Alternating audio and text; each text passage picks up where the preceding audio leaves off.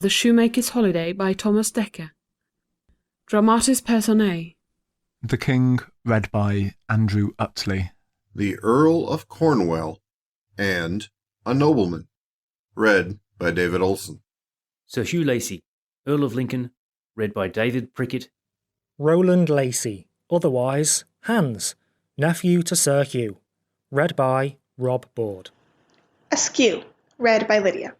Sir Roger Oatley, Lord Mayor of London, read by Bruce Peary. Hammond, read by Hamlet. Master Warner, read by David Olson. Master Scott, read by Newgate Novelist. Simon Eyre, the Shoemaker, read by Peter Tucker. Roger, commonly called Hodge, Eyre's Journeyman, read by Todd. Ferk, read by Richard Shipp. Rafe, read by Negatron. Lovell, read by Marianne. Dodger, read by Honoria. A Dutch Skipper, read by Anna Simon. Boy, read by Stoofy. Rose, daughter of Sir Roger, read by Beth Thomas. Sybil, Rose's Maid, read by Mary Kay. Marjorie, the wife of Simon Eyre, read by Abai. Jane, read by Elizabeth Clatt. A Prentice, read by Joseph Tabler. Serving Men and Those of Hammond's Side, read by Sandra Schmidt. Three Men's Song, sung by Iswa. Stage directions and prologue read by Christine G. End of Dramatis Personae. Act 1 of The Shoemaker's Holiday by Thomas Dekker. Prologue, as it was pronounced before the Queen's Majesty.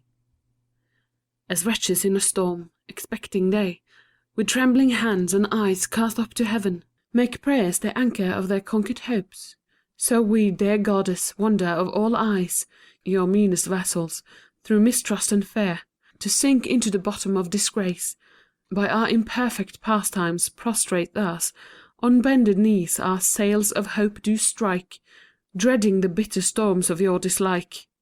Since then unhappy men are happy such, that to ourselves no help can bring, but needs must perish, if your saint-like heirs, locking the temple where all mercy sits, refuse the tribute of our begging tongues. O grant, bright mirror of true chastity, from those life-breathing stars your sun-like eyes, one gracious smile, for your celestial breath must send us life or sentence us to death. Act the First. Scene 1. A street in London. Enter the Lord Mayor and the Earl of Lincoln. My Lord Mayor, you have sundry times feasted myself and many courtiers more. Seldom or never can we be so kind to make requital of your courtesy. But leaving this, I hear my cousin Lacy is much affected to your daughter Rose. True, my good lord, and she loves him so well that I mislike her boldness in the chase. Why, my Lord Mayor, think you it then a shame to join a Lacy with an Oatley's name? Too mean is my poor girl for his high birth. Poor citizens must not with courtiers wed, who will in silks and gay apparel spend more in 1 year than I am worth by far. Therefore your honour need not doubt my girl. Well, take heed, my lord, advise you what you do. A verier unthrift lives not in the world than is my cousin, for I'll tell you what, 'tis now almost a year since he requested to travel countries for experience. I furnished him with coin, bills of exchange, letters of credit, men to wait on him, solicited my friends in Italy well to respect him. But to see the end, scant had he journeyed through half Germany, but all his coin was spent, his men cast off, his bills embezzled, and my jolly coz, ashamed to show his bankrupt presence here, became a shoemaker in Wittenberg. A goodly science for a gentleman of such descent.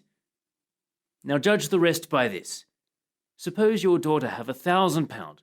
He did consume me more in 1/2 year, and make him heir to all the wealth you have? 1 12-month's rioting will waste it all. Then seek, my lord, some honest citizen to wed your daughter to. I thank your lordship. Aside. Well, Fox, I understand your subtlety. As for your nephew, let your lordship's eye but watch his actions, and you need not fear, for I have sent my daughter far enough. And yet your cousin Roland might do well, now he hath learned an occupation, and yet I scorn to call him son-in-law. Ay, but I have a better trade for him. I thank his grace, he hath appointed him chief colonel of all those companies mustered in London and the shire about, to serve his highness in those wars of France. See where he comes. Enter Lovell, Lacy, and Askew. Lovell, what news with you? My lord Lincoln, 'tis his highness's will, that presently your cousin ship for France with all his powers. He would not for 1,000,000, but they should land at deep within 4 days. Go certify his grace, it shall be done. Exit Lovell. Now, cousin Lacy, in what forwardness are all your companies? All well prepared. The men of Hertfordshire lie at Mile End. Suffolk and Essex train in Tothill Fields. The Londoners and those of Middlesex all gallantly prepared in Finsbury, with frolic spirits long for their parting hour. They have their impressed coats and furniture, and if it please your cousin Lacy come to the Guildhall, he shall receive his pay. And 20 pounds besides my brethren will freely give him, to approve our loves we bear unto my lord, your uncle here. I thank your honour. Thanks, my good Lord Mayor. At the Guildhall we will expect your coming. Exit. To approve your loves to me? No subtlety. Nephew, that 20 pound he doth bestow for joy to rid you from his daughter Rose. But cousins both, now here are none but friends. I would not have you cast an amorous eye upon so mean a project as the love of a gay, wanton-painted citizen. I know this churl, even in the height of scorn, doth hate the mixture of his blood with thine. I pray thee, do thou so. Remember, coz, what honourable fortunes wait on thee. Increase the king's love, which so brightly shines and gilds thy hopes. I have no heir but thee, and yet not thee, if with a wayward spirit thou start from the true bias of my love. My lord, I will for honour, not desire of land or livings, or to be your heir. So guard my actions in pursuit of France as shall add glory to the Lacy's name. Coz, for those words here's 30 Portuguese, and nephew Askew, there's a few for you. Fair honour in her loftiest eminence stays in France for you till you fetch her thence. Then, nephews, clap swift wings on your designs. Begone, begone, make haste to the Guildhall. There presently I'll meet you. Do not stay. Where honour beckons, shame attends delay. Exit. How gladly would your uncle have you gone? True, coz, but I'll o'erreach his policies. I have some serious business for 3 days, which nothing but my presence can dispatch. You, therefore, cousin, with the companies, shall haste to Dover. There I'll meet with you. Or if I stay past my prefixed time, away for France, we'll meet in Normandy. The 20 pounds my Lord Mayor gives to me, you shall receive. And these 10 Portuguese, part of mine uncle's 30. Gentle coz, have care to our great charge. I know your wisdom hath tried itself in higher consequence. Coz, all myself am yours, yet have this care, to lodge in London with all secrecy. Our uncle Lincoln hath, besides his own, many a jealous eye that in your face stares only to watch means for your disgrace. Stay, cousin, who be these? Enter Simon Eyre, Marjorie his wife, Hodge, Firk, Jane, and Rafe with a pair of shoes. Leave whining, leave whining. Away with this whimpering, this puling, these blubbering tears and these wet eyes. I'll get thy husband discharged, I warrant thee, sweet Jane. Go to. Master, here be the captains. Peace, Hodge. Hush, you knave, hush. Here be the cavaliers and the colonels, master. Peace, Firk. Peace, my fine Firk. Stand by with your pishery-pashery, away. I am a man of the best presence, I'll speak to them, and they were popes. Gentlemen, captains, colonels, commanders, brave men, brave leaders, may it please you to give me audience. I am Simon Eyre, the mad shoemaker of Tower Street. This wench with the mealy mouth that will never tire is my wife, I can tell you. Here's Hodge, my man, and my foreman. Here's Firk, my fine firking journeyman, and this is blubbered Jane. All we come to be suitors for this honest Rafe. Keep him at home, and as I am a true shoemaker and a gentleman of the gentle craft, buy spurs yourselves, and I'll find you boots these 7 years. 7 years, husband? Peace, midriff, peace. I know what I do. Peace. Truly, Master Cormorant, you shall do God good service to let Ralph and his wife stay together. She's a young new married woman. If you take her husband away from her at night, you undo her. She may beg in the daytime, for he's as good a workman at a prick and an awl as any is in our trade.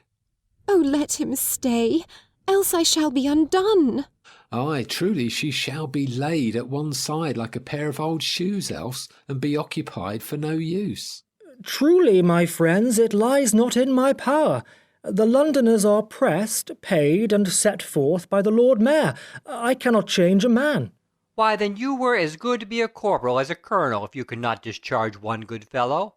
And I tell you true, I think you do more than you can answer to press a man within a year and a day of his marriage. Well said, melancholy Hodge. Gramercy, my fine foreman. Truly, gentlemen, it were ill done for such as you to stand so stiffly against a poor young wife. Considering her case, she is new married, but let that pass. I pray deal not roughly with her. Her husband is a young man and but newly entered, but let that pass. Away with your pishery-pashery, your poles on your eddy poles. Peace, midriff. Silence, Cicely Bum-Trinket. Let your head speak. Yea, and the horns too, master. Too soon, my fine folk, too soon. Peace, scoundrels. See you this man? Captains, you will not release him? Well, let him go. He's a proper shot. Let him vanish.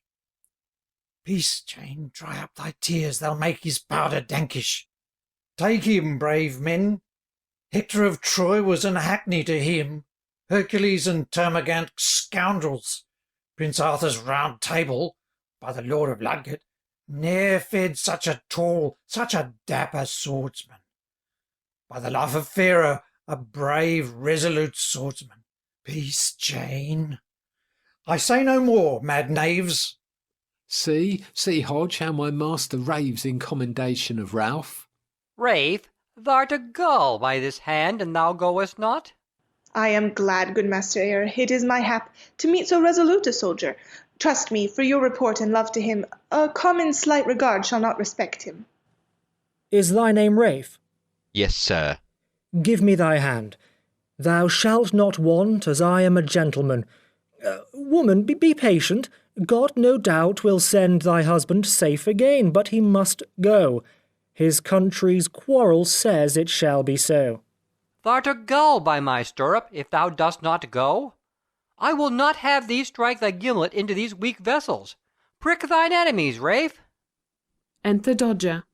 My lord, your uncle on the Tower Hill stays with the Lord Mayor and the aldermen, and doth request you with all speed you may to hasten thither. Cousin, let's go. Dodger, run you before, tell them we come. Exit Dodger. This Dodger is mine uncle's parasite, the arrantest varlet that e'er breathed on earth. He sets more discord in a noble house by one day's broaching of his pick-thanked tales than can be salved again in 20 years. And he, I fear, shall go with us to France to pry into our actions. Therefore, coz, it shall behove you to be circumspect. Fear not, good cousin. Rafe, hie to your colours. I must, because there's no remedy. But, gentle master and my loving dame, as you have always been a friend to me, so in mine absence think upon my wife. Alas, my Rafe!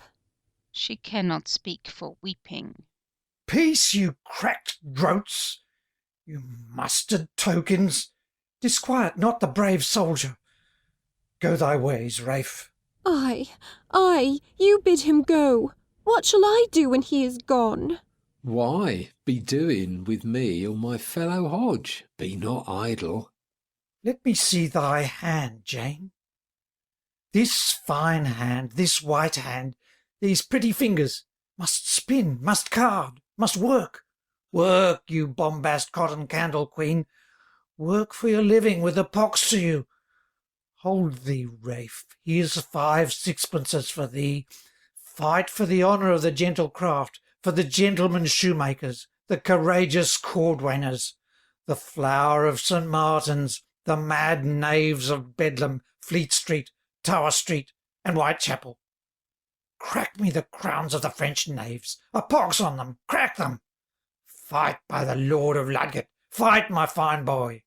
Here, Ralph, here's 3 tuppences. 2 carry into France, the 3rd shall wash our souls at parting, for sorrow is dry. For my sake, firk the bassa mon cues. Rafe, I am heavy at parting, but here's a shilling for thee. God send thee to cram thy slops with French crowns, and thy enemies' bellies with bullets.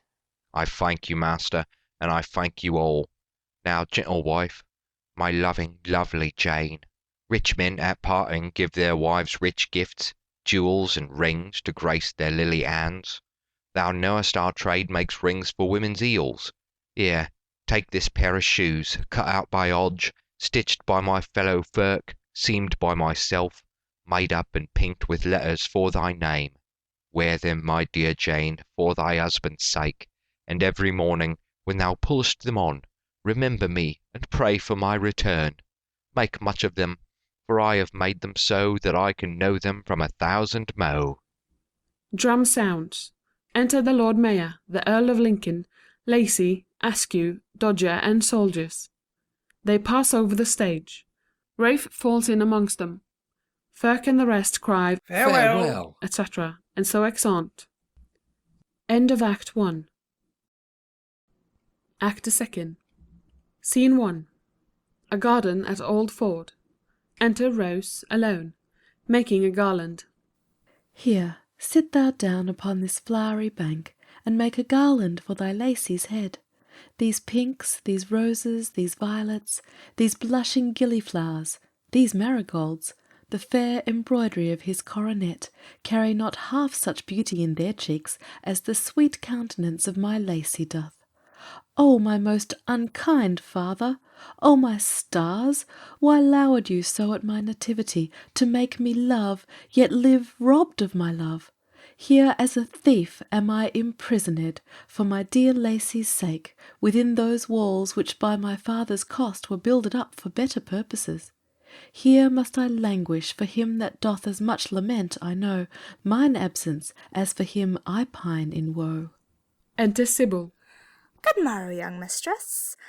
I am sure you make that garland for me, against I shall be lady of the harvest. Sybil, what news at London? None but good.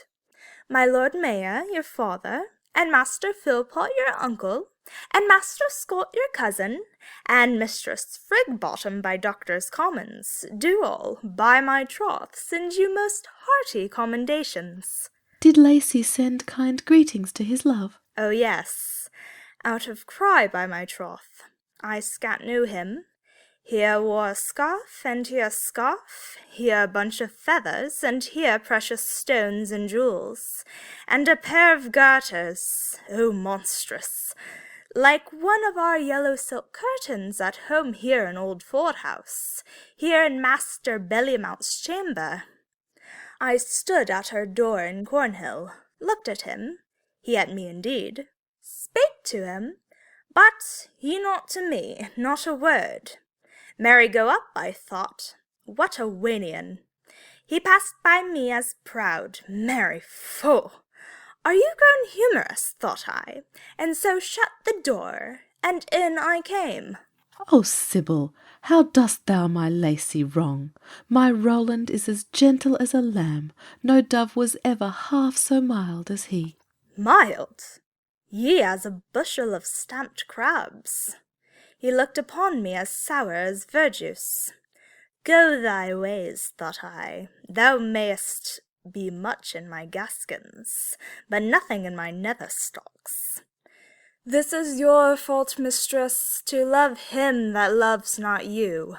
He thinks scorn to do as he's done to. But if I were you, I'd cry, Go by, Geronimo, go by! I'd set mine old debts against my new driblets, and the hare's foot against the goose giblets. For ever if I sigh, when sleep I should take, pray God may I lose my maidenhead when I wake. Will my love leave me then, and go to France?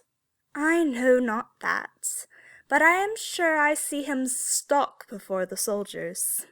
By my troth, he is a proper man, but he is proper that proper doth. Let him go snick up, young mistress. Get thee to London, and learn perfectly whether my Lacy go to France or no. Do this, and I will give thee for thy pains my cambric apron, and my Romish gloves, my purple stockings, and a stomacher. Say, wilt thou do this, Sybil, for my sake? Will I, quoth at whose suit? By my troth, yes, I'll go.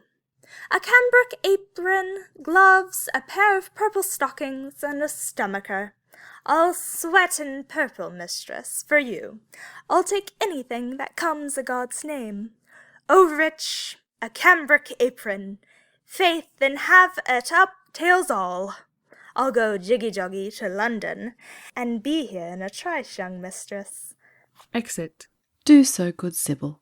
Meantime, wretched I will sit and sigh for his lost company. Exit. Scene 2. A street in London. Enter Lacy, disguised as a Dutch shoemaker. How many shapes have gods and kings devised thereby to compass their desired loves? It is no shame for Roland Lacy, then, to clothe his cunning with the gentle craft, that, thus disguised, I may unknown possess the only happy presence of my Rose. For her have I forsook my charge in France, incurred the king's displeasure, and stirred up rough hatred in mine uncle Lincoln's breast. O love, how powerful art thou that canst change high birth to baseness, and a noble mind to the mean semblance of a shoemaker! But thus it must be, for her cruel father, hating the single union of our souls, has secretly conveyed my Rose from London to bar me of her presence. But I trust fortune and this disguise will further me once more to view her beauty, gain her sight. Here in Tower Street with Eyre the shoemaker, mean I a while to work. I know the trade, I learnt it when I was in Wittenberg. Then cheer thy hoping spirits, be not dismayed, thou canst not want. Do fortune what she can, the gentle craft is living for a man. Exit. Scene 3. An open yard before Eyre's house. Enter Eyre, making himself ready. Where be these boys, these girls, these drabs, these scoundrels? They wallow in the fat brewis of my bounty and lick up the crumbs of my table, yet will not rise to see my walks cleansed. Come out, you powder-beef queans! What, Nan? What, Madge Mumblecrust? Come out, you fat midriff swag-belly whores! Sweep me these kennels, that the noisome stench offend not the noses of my neighbours.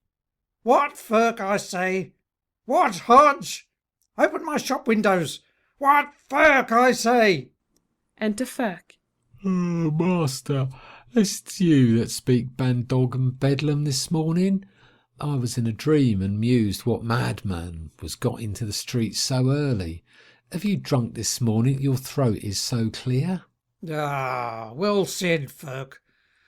Well said, Firk. To work, my fine knave, to work. Wash thy face, and thou'lt be more blessed. I've let them wash my face that will eat it. Good master, send for a Seuss wife if you'll have my face cleaner. Enter Hodge. Away, sloven. Avaunt, scoundrel. Good morrow, Hodge. Good morrow, my fine foreman. Oh, master, good morrow. You're an early stirrer. Here's a fair morning. Good morrow, Firk. I could have slept this hour. Here's a brave day towards. Oh, haste to work, my fine foreman, haste to work. Master, I'm dry as dust here, my fellow Roger talk of fair weather. Let us pray for good leather, and let clowns and ploughboys and those that work in the fields pray for brave days. We work in a dry shop. What care I if it rain? Enter Marjorie. How now, Dame Marjorie, can you see to rise? Trip and go, call up the drabs, your maids. See to rise? I hope 'tis time enough. 'Tis early enough for any woman to be seen abroad. I marvel how many wives in Tower Street are up so soon. God's me, 'tis not noon. Here's a yawling. Peace, Marjorie, peace. Where's Cicely Bumtrinket, your maid? She has a privy fault. She farts in her sleep. Call the queen up. If my men want shoe-thread, I'll swing her in a stirrup. Yet that's but a dry beating. Here's still a sign of drought. Enter Lacey disguised, singing. Der was ein Boer van Gelderland, vrolijk Siebeien. He was zelfs dronk, he could not stand op zo'n Siebeien. Tap is the cannakin, drink a schone mannequin. Master, for my life, yonder's a brother of the gentle craft. If he bear not St. Hugh's bones, I'll forfeit my bones.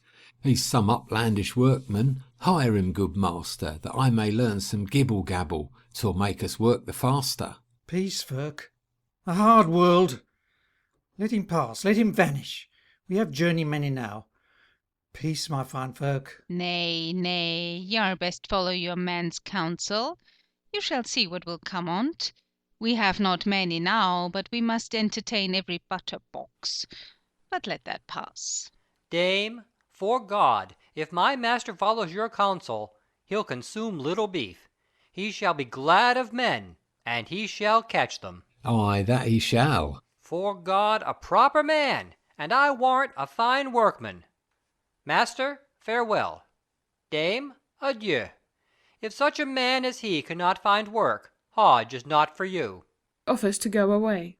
Stay, my fine Hodge. Faith, and your foreman go, dame, you must take a journey to seek a new journeyman. If Roger remove, Firk follows. If St. Hugh's bones shall not be set a work, I may prick mine all in the walls and go play. Fare ye well, master. Goodbye, dame. Tarry, my fine Hodge, my brisk foreman. Stay, Firk. Peace, pudding broth. By the Lord of Ludgate, I love my men as my life. Peace, you gallimaufry Hodge. If he want work, I'll hire him. One of you to him. Stay, he comes to us. Good day, meester. And you, Vro Oak. Nails, if I should speak after him without drinking, I should choke. And you, friend Oak, are you of the gentle craft? Ja, ik ben den skoemaker. Den skomaker, quotha. And hark you, skomaker, have you all your tools, a good rubbing pin, a good stopper, a good dresser, your 4 sorts of awls and your 2 balls of wax, your paring knife, your hand and thumb levers, and good St. Hugh's bones to smooth up your work? Ja, be niet voorwaard. Ik heb al die dingen voor maakskoes groot and klein. Ha ha! Good master, hire him. He'll make me laugh so that I shall work more in mirth than I can in earnest. Here, ye friend. Have ye any skill in the mystery of cordwainers? Ik weet niet wat jou zei. Ik versta you niet. Why, thus, man. Imitating by gesture a shoemaker at work. Ik versta you niet, quotha. Oh, ja. Ik kan dat wel doen. Yaw, he speaks yawing like a jackdaw that gapes to be fed with cheese curds. Oh, he'll give a villainous pull at a can of double beer, but Hodge and I have the vantage. We must drink first, because we are the eldest journeymen. What is thy name? Hans? Hans. Malte. Give me thy hand. Thou'rt welcome. Hodge, entertain him. Firk, bid him welcome. Come, Hans. Run, wife, bid your maids, your trullybubs. Make ready my fine men's breakfasts. To him, Hodge. Hans, thou'rt welcome. Use thyself friendly, for we are good fellows. If not, thou shalt be fought with wert thou bigger than a giant. Yea, and drunk with wert thou, Gargantua. My master keeps no cowards, I tell thee. Ho, boy, bring him an heel block. Here's a new journeyman. Enter boy. Oh, ik verstoor you. Ik moet in hoofddossen kans betalen. Hier, boy, neemt die schooling, tap eens vriendelijk. Exit boy. Quick, snipper-snapper, away. Ferk, scour thy throat. Thou shalt wash it with Castilian liquor. Enter boy. Come, my last of the fives, give me a can. Have to thee, Hans. Here, Hodge. Here, Ferk. Drink, you mad Greeks, and work like true Trojans, and pray for Simon Eyre, the shoemaker. Here, Hans, and thou'rt welcome. Lo, dame, you would have lost a good fellow that will teach us to laugh. This beer came hopping in well. Simon, it is almost 7. Is't so, Dame Clapperdudgeon? Is't 7 o'clock, and my men's breakfast not ready? Trip and go, you soused conjure, away! Come, you mad Hyperboreans, follow me, Hodge, follow me, Hans. Come after, my fine Ferk. To work a while, and then to breakfast. Exit. Soft. You're good, Hans, though my master have no more wit but to call you afore me. I am not so foolish to go behind you, I being the elder journeyman. Exeunt. Scene 4. A field near Old Ford. Hollowing within. Enter Master Warner and Master Hammond, attired as hunters. Cousin, beat every break, the game's not far. This way with winged feet he fled from death, whilst the pursuing hounds, scenting his steps, find out his highway to destruction. Besides, the miller's boy told me even now he saw him take soil, and he hallowed him, affirming him to have been so embossed that long he could not hold. If it be so, 'tis best we trace these meadows by Old Ford. A noise of hunters within. Enter a boy. How now, boy? Where's the deer? Speak, saw'st thou him? Oh yeah, I seen him leap through a hedge, and then over a ditch, then at my lord's mayor's pale. Over he skipped me, and in went me. Holla, the hunters cried, and there, boy, there, but there he is, in mine honestly. Boy, God a mercy. Cousin, let's away. I hope we shall find better sport today. Exeunt. Scene 5. Another part of the field. Hunting within. Enter Rose and Sybil. Why, Sybil, wilt thou prove a forester? Upon some, no, forester, go by, no faith, mistress. The deer came running into the barn through the orchard, and over the pale. I wot well, I looked as pale as a new cheese to see him. But whip, says Goodman Pinclose, up with his flail, and our Nick with a prong, and down he fell, and they upon him, and I upon them. By my troth we had such sport, and in the end we ended them. His throat we cut, flayed him, unhorned him, and my Lord Mayor shall eat of him anon, when he comes. Horns sound within. Hark, hark, the hunters come. Ye had best take heed, they'll have a saying to you for this deed. Enter Master Hammond, Master Warner, huntsman, and boy. God save you, fair ladies. Ladies? Oh, gross. Came not a buck this way? No, but 2 does. And which way went they? Faithful hunted those. At those? Upon some, no. When? Can you tell? Upon some, aye. Good Lord. Wounds. Then farewell. Boy, which way went he? This way, sir, he ran. This way he ran indeed, fair Mistress Rose. Our game was lately in your orchard seen. Can you advise which way he took his flight? Follow your nose. His horns will guide you right. Thou'rt a mad wench. Oh, rich. Trust me, not I. It is not like that the wild forest deer would come so near to places of resort. You are deceived. He fled some other way. Which way, my sugar candy? Can you shew? Come up, good honey sops. Come upon some, no. Why do you stay, and not pursue your game? I'll hold my life. Their hunting nags be lame.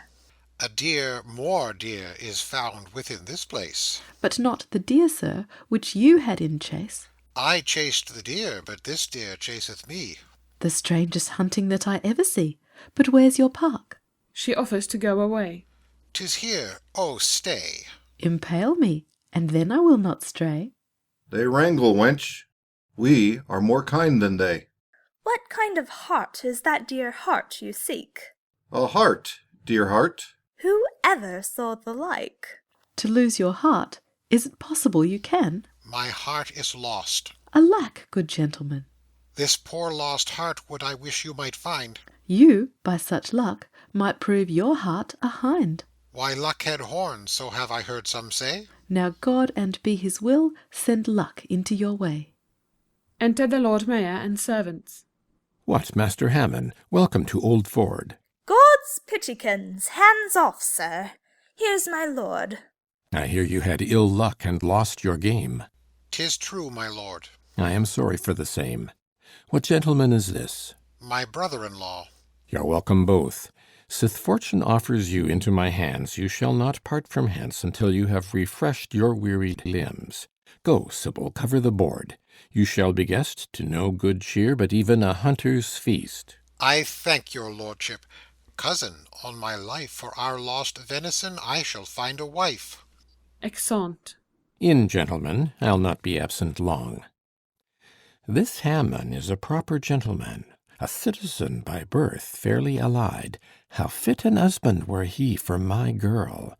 Well, I will in and do the best I can to match my daughter to this gentleman. Exit. End of Act 2. Act the Third. Scene 1. A room in Eyre's house. Enter Lacey, otherwise Hans, Skipper, Hodge en Ferk. Ik zal jou wat zeggen, Hans.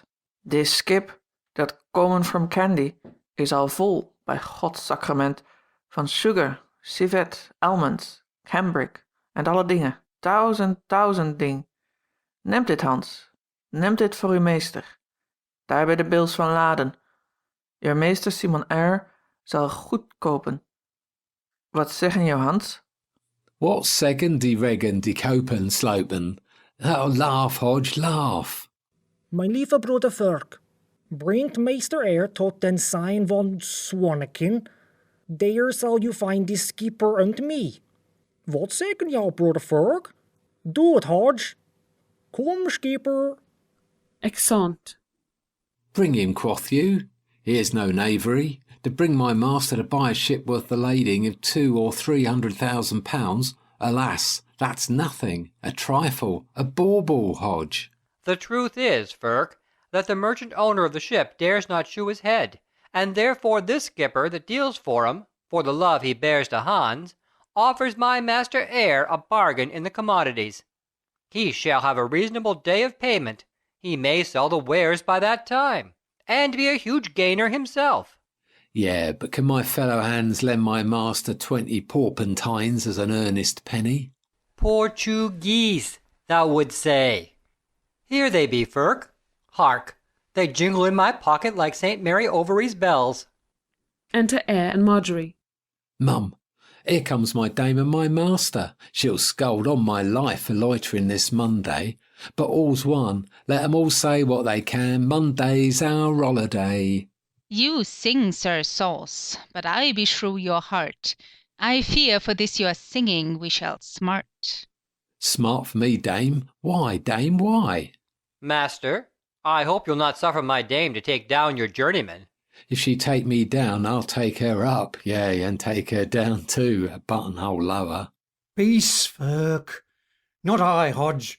By the life of Pharaoh, by the Lord of Ludgate, by this beard, every hair whereof I value at a king's ransom, she shall not meddle with you. Peace, you bombast cotton candle queen. Away, queen of clubs. Quarrel not with me and my men, with me and my fine Ferk. I'll Ferk you if you do. Yeah, man, you may use me as you please, but let that pass. Let it pass, let it vanish away. Peace. Am I not Simon Eyre? Are not these my brave men, brave shoemakers, all gentlemen of the gentle craft? Prince am I none, yet am I nobly born, as being the sole son of a shoemaker. Away, rubbish! Vanish, melt like kitchen stuff. Yeah, 'tis well. I must be called rubbish kitchen stuff for a sort of knaves. Nay, dame, you shall not weep and wail in woe for me.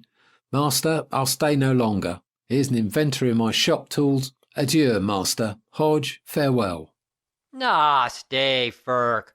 Thou shalt not go alone. I pray let them go. There be more maids than Mawkin, more men than Hodge, and more fools than Firk. Fools? Nails? If I tarry now, I would my guts might be turned to shoe thread. And if I stay, I pray God I may be turned to a Turk and set in Finsbury for boys to shoot at. Come, Firk. Stay, my fine knaves, you arms of my trade, you pillars of my profession. What, shall a tittle-tattle's words make you forsake Simon Eyre? Avaunt, kitchen stuff! Rip, you brown-bred tannikin, out of my sight! Move me not. Have I not ta'en you from selling tripes in Eastcheap, and set you in my shop, and made you hail fellow with Simon Eyre, the shoemaker? And now do you deal thus with my journeymen? Look, you powder-beef queen, on the face of Hodge. Here's a face for a lord.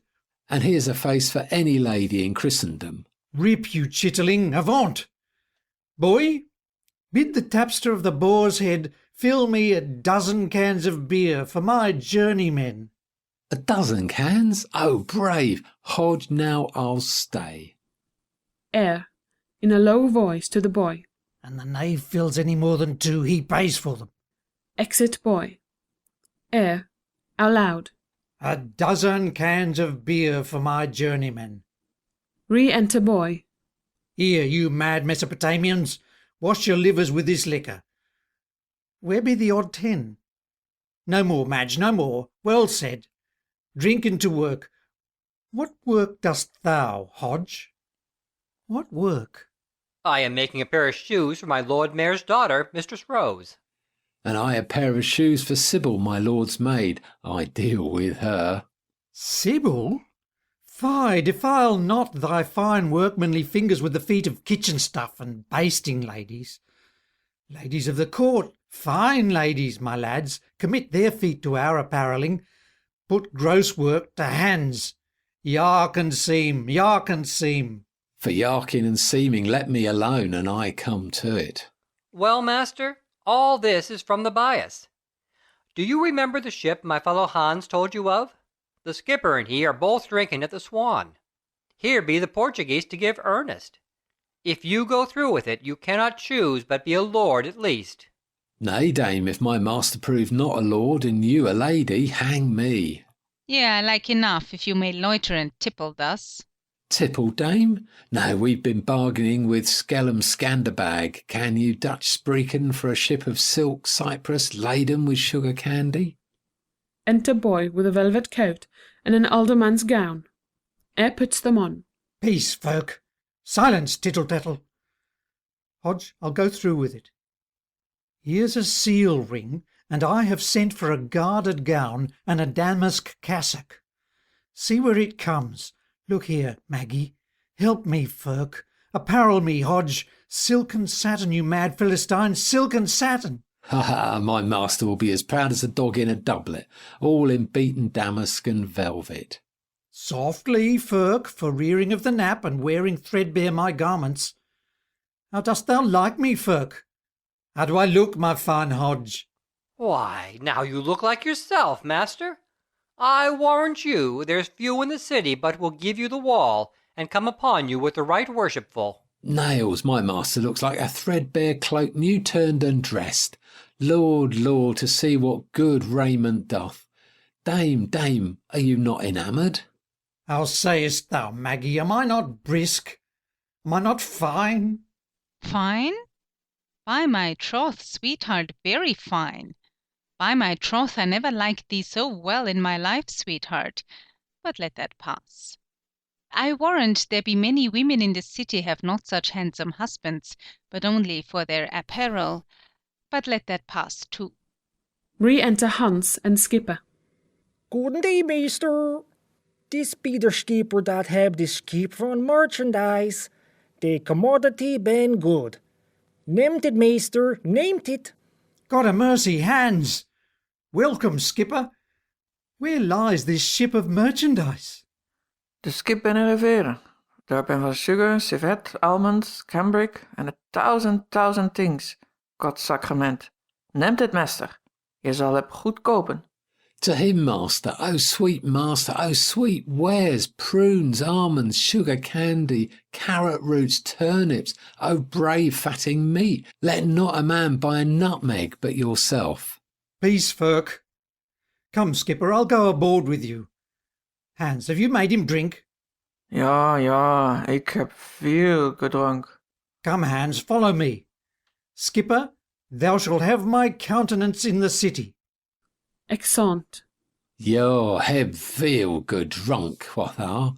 They may well be called butterboxes when they drink fat veal and thick beer too. But come, dame, I hope you'll chide us no more. No faith, Ferk, no Purdy, Hodge. I do feel honour creep upon me, and which is more, a certain rising in my flesh. But let that pass. Rising in your flesh, do you feel, say you? Ay, you may be with child, but why should not my master feel a rising in his flesh, having a gown and a gold ring on? But you are such a shrew, you'll soon pull him down. Ha ha! Prithee, peace! Thou mak'st my worship laugh, but let that pass. Come, I'll go in. Hodge, prithee, go before me. Ferk, follow me. Ferk doth follow. Hodge, pass out in state. Exeunt. Scene 2. London. A room in Lincoln's house. Enter the Earl of Lincoln and Dodger. How now, good Dodger? What's the news in France?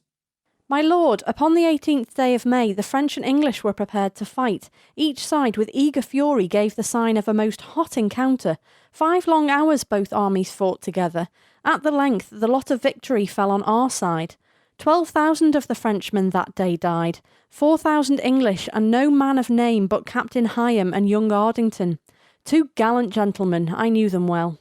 But, Dodger, prithee tell me, in this fight, how did my cousin Lacy bear himself? My lord, your cousin Lacy was not there. Not there? No, my good lord. Sure thou mistakest. I saw him shipped, and 1,000 eyes beside were witnesses of the farewells which he gave me. When I with weeping eyes bid him adieu, Dodger, take heed. My lord, I am advised that what I spake is true. To prove it so, his cousin Askew, that supplied his place, sent me for him from France, that secretly he might convey himself thither. Is it even so? Dares he so carelessly venture his life upon the indignation of a king? Has he despised my love, and spurned those favours which I with prodigal hand poured on his head? He shall repent his rashness with his soul, since of my love he makes no estimate. I'll make him wish he had not known my hate. Thou hast no other news? None else, my lord. None worse, I know thou hast. Procure the king to crown his giddy brows with ample honours. Send him chief colonel, and all my hope thus to be dashed? But 'tis in vain to grieve. One evil cannot a worse relieve. 'Pon my life, I have found out this plot. That old dog Love that fawned upon him so, love to that puling girl, his fair-cheeked Rose. The Lord Mayor's daughter hath distracted him, and in the fire of that Love's lunacy hath he burnt himself up, consumed his credit, lost the king's love, yea, and I fear his life, only to get a wanton to his wife. Dodger, it is so. I fear so, my good lord. It is so. Nay, sure it cannot be. I am at my wit's end, Dodger. Yea, my lord. Thou art acquainted with my nephew's haunts? Spend this gold for thy pains. Go seek him out. Watch at my Lord Mayor's. There, if he live, Dodger, thou shalt be sure to meet with him. Prithee, be diligent. Lacy, thy name lived once in honour. Now 'tis dead in shame. Be circumspect. Exit. I warrant you, my lord. Exit. Scene 3. London. A room in the Lord Mayor's house. Enter the Lord Mayor and Master Scott. Good Master Scott, I have been bold with you to be a witness to a wedding knot betwixt young Master Hammond and my daughter. Oh, stand aside. See where the lovers come. Enter Master Hammond and Rose. Can it be possible you love me so? No, no. Within those eyeballs I espy apparent likelihoods of flattery. Pray now, let go my hand. Sweet Mistress Rose, misconstrue not my words, nor misconceive of my affection, whose devoted soul swears that I love thee dearer than my heart. As dear as your own heart? I judge it right. Men love their hearts best when they are out of sight. I love you by this hand. Yet, hands off now. If flesh be frail, how weak and frail's your vow? Then by my life I swear. Then do not brawl. One quarrel loseth wife, and life and all. Is not your meaning thus? In faith you jest. Love loves to sport, therefore leave love, ye are best. What, square they, Master Scott?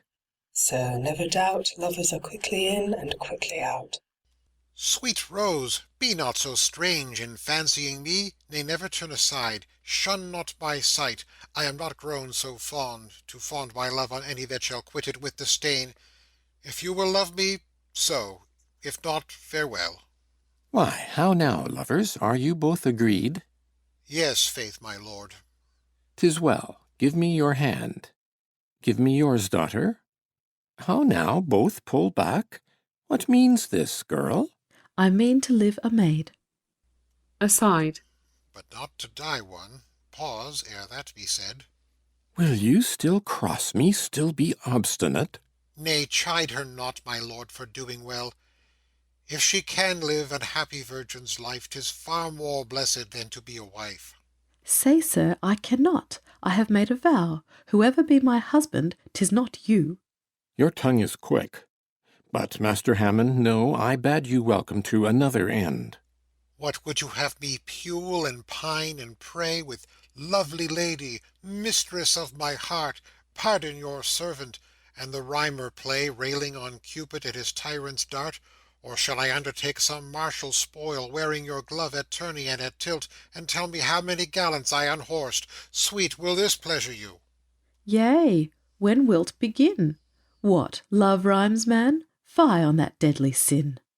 If you will have her, I'll make her agree. Enforced love is worse than hate to me. Aside. There is a wench keeps shop in the old change. To her will I. It is not wealth I seek. I have enough, and will prefer her love before the world. My good Lord Mayor, adieu. Old love for me, I have no luck with new. Exit. Now, Mamet, you have well behaved yourself, but you shall curse your coyness if I live. Who's within there? See you convey your mistress straight to the old ford. I'll keep you straight enough. For God, I would have sworn the puling girl would willingly accept at Hammond's love. But banish him my thoughts. Go, minion, in.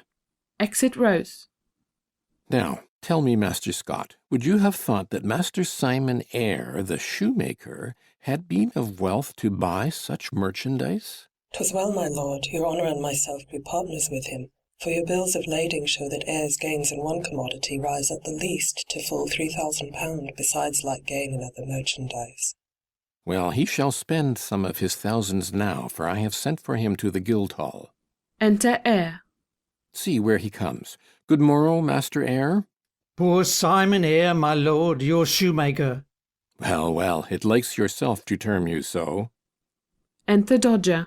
Now, Master Dodger, what's the news with you? I'd gladly speak in private to your honour. You shall, you shall.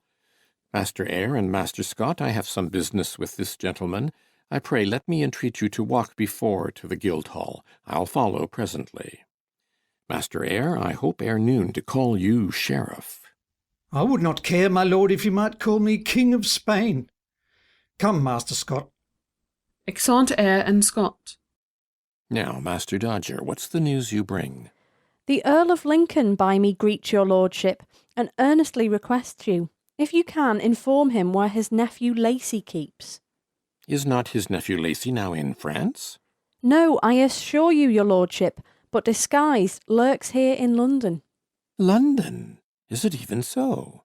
It may be, but upon my faith and soul, I know not where he lives, or whether he lives. So tell my Lord of Lincoln. Lurks in London. Well, Master Dodger, you perhaps may start him. Be but the means to rid him into France, I'll give you 12 angels for your pains. So much I love his honour, hate his nephew. And prithee, so inform thy lord from me. I take my leave. Exit Dodger. Farewell, good Master Dodger. Lacy in London! I dare upon my life my daughter knows thereof, and for that cause denied young Master Hammond in his love. Well, I am glad I sent her to Old Ford. God's Lord, 'tis late. To Guildhall I must hie. I know my brethren stay my company. Exit. Scene 4. London. A room in Eyre's house. Enter Ferk, Marjorie, Hans, and Roger. Thou goest too fast for me, Roger. Oh, Ferk! Ay, forsooth. I pray thee, run. Do you hear? Run to Guildhall, and learn if my husband, Master Eyre, will take that worshipful vocation of Master Sheriff upon him. Hie thee, good Ferk. Take it? Well, I go. And he should not take it. Ferk swears to forswear him. Yes, forsooth, I go to Guildhall. Nay, when? Thou art too compendious and tedious. Oh, rare, your excellence is full of eloquence. How like a new cart wheel my dame speaks, and she looks like an old musty ale bottle going to scalding. Nay, when? Thou wilt make me melancholy. God forbid your worship should fall into that humour. I run. Exit. Let me see now. Roger and Hans. Ah, forsooth, dame, mistress, I should say. But the old term so sticks to the roof of my mouth, I can hardly lick it off. Even what thou wilt, good Roger. Dame is a fair name for any honest Christian, but let that pass. How dost thou, Hans? Me thank you, Ro. Well, Hans and Roger, you see, God hath blessed your master, and, perdie, if ever he comes to be Master Sheriff of London, as we are all mortal, you shall see I will have some odd thing or other in a corner for you. I will not be your back friend, but let that pass. Hans, pray thee, tie my shoe. Jo, ik zal, Ro. Roger, thou knowest the size of my foot. As it is none of the biggest, so I thank God, it is handsome enough. Prithee, let me have a pair of shoes made. Cork, good Roger, wooden heel too. You shall. Art thou acquainted with never a farthingale maker, nor a French hood maker? I must enlarge my bum. How shall I look in a hood, I wonder? Perdie, oddly, I think. As a cat out of a pillory. Very well, I warrant you, mistress. Indeed, all flesh is grass. And, Roger, canst thou tell where I may buy a good hare? Yes, forsooth, at the poulterer's in Gracious Street. Thou art an ungracious wag. Perdie, I mean a false hair for my periwig. Why, mistress, the next time I cut my beard you shall have the shavings of it. But they are all true hairs. It is very hot. I must get me a fan. Or else a mask. So you had need to hide your wicked face? Fie upon it! How costly this world's calling is! Perdie, but that is one of the wonderful works of God. I would not deal with it. Is not Ferk come yet? Hans, be not so sad. Let it pass and vanish, as my husband's worship says. Ik ben vrolijk. Lot zie jou zo. Mistress, will you drink a pipe of tobacco? Oh, fie upon it! Roger, Perdie! These filthy tobacco pipes are the most idle slavering baubles that ever I felt. Out upon it! God bless us, men look not like men that use them. Enter Rafe, lame. What? Fellow Rafe? Mistress, look here, Jane's husband. Why, how now, lame? Hans, make much of him. He's a brother of our trade, a good workman, and a tall soldier. Jou be welcome, brother. Perdie, I knew him not. How dost thou, good Rafe? I'm glad to see thee well. I would to God you saw me, dame, as well as when I went from London into France. Trust me, I am sorry, Rafe, to see thee impotent. Lord, how the wars have made him sunburnt. The left leg is not well. 'Twas a fair gift of God the infirmity took not hold a little higher, considering thou camest from France. But let that pass. I am glad to see you well. and I rejoice to hear that God hath blessed my master so since my departure. Yea, truly, Rafe, I thank my Maker, but let that pass. And, Sir Rafe, what news in France? Tell me, good Roger, first what news in England? How does my Jane? When didst thou see my wife? Where lives my poor heart? She'll be poor indeed now I want limbs to get whereon to feed. Limbs? Hast thou not hands, man? Thou shalt never see a shoemaker want bread, though he have but 3 fingers on a hand. Yet all this while I hear not of my Jane. O Rafe, your wife, purdy we know not what's become of her. She was here a while, and because she was married, grew more stately than became her. I checked her, and so forth. Away she flung, never returned, nor said bye nor ba. And Rafe, you know, ca me, ca thee. And so, as I tell ye, Roger, is not Firk come yet? No, forsooth. And so, indeed, we heard naught of her. But I hear she lives in London. But let that pass. If she had wanted, she might have opened her case to me or my husband, or to any of my men. I am sure there's not any of them, perdie, but would have done her good to his power.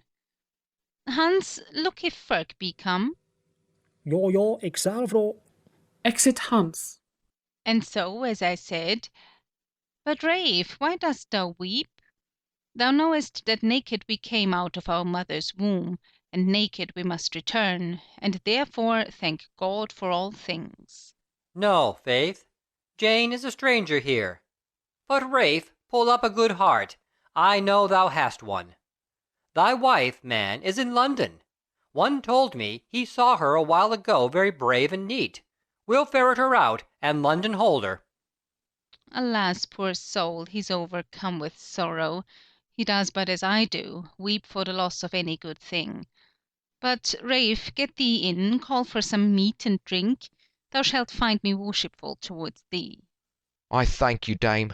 Since I want limbs and lands, I'll trust to God, my good friends, and my hands. Exit. Enter Hans and Firk running. Run, good hands. O Hodge, O mistress, Hodge, heave up thine ears. Mistress, snug up your looks, on with your best apparel. My master is chosen, my master is called, nay, condemned by the cry of the country to be sheriff of the city for this famous year now to come. And time now being, a great many men in black gowns were asked for their voices and their hands, and my master had all their fists about his ears presently, and they cried, I, I, I, I, and so I came away. Wherefore, without all other grieve, I do salute you, Mistress Shreve. Jo, my meester is de groot man, de Shreve. Did I not tell you, mistress? Now I may boldly say, good morrow to your worship. Good morrow, good Roger. I thank you, my good people all. Firk, hold up thy hand. Here's a 3-penny piece for thy tidings. 'Tis but 3 halfpence, I think. Yes, 'tis 3 pence. I smell the rose. But, mistress, be ruled by me, and do not speak so pullingly. 'Tis her worship speaks so, and not she. No, faith, mistress, speak me in the old key. To it, Firk. There, good Firk, ply your business, Hodge. Hodge with a full mouth. I'll fill your bellies with good cheer till they cry twang. Enter Eyre, wearing a gold chain. See, my lieve broeder, here komt my meester. Welcome home, Master Shreve. I pray God continue you in health and wealth. See here, my Maggie, a chain, a gold chain for Simon Eyre. I shall make thee a lady. Here's a French hood for thee. On with it, on with it. Dress thy brows with this flap of a shoulder of mutton to make thee look lovely. Where be my fine men?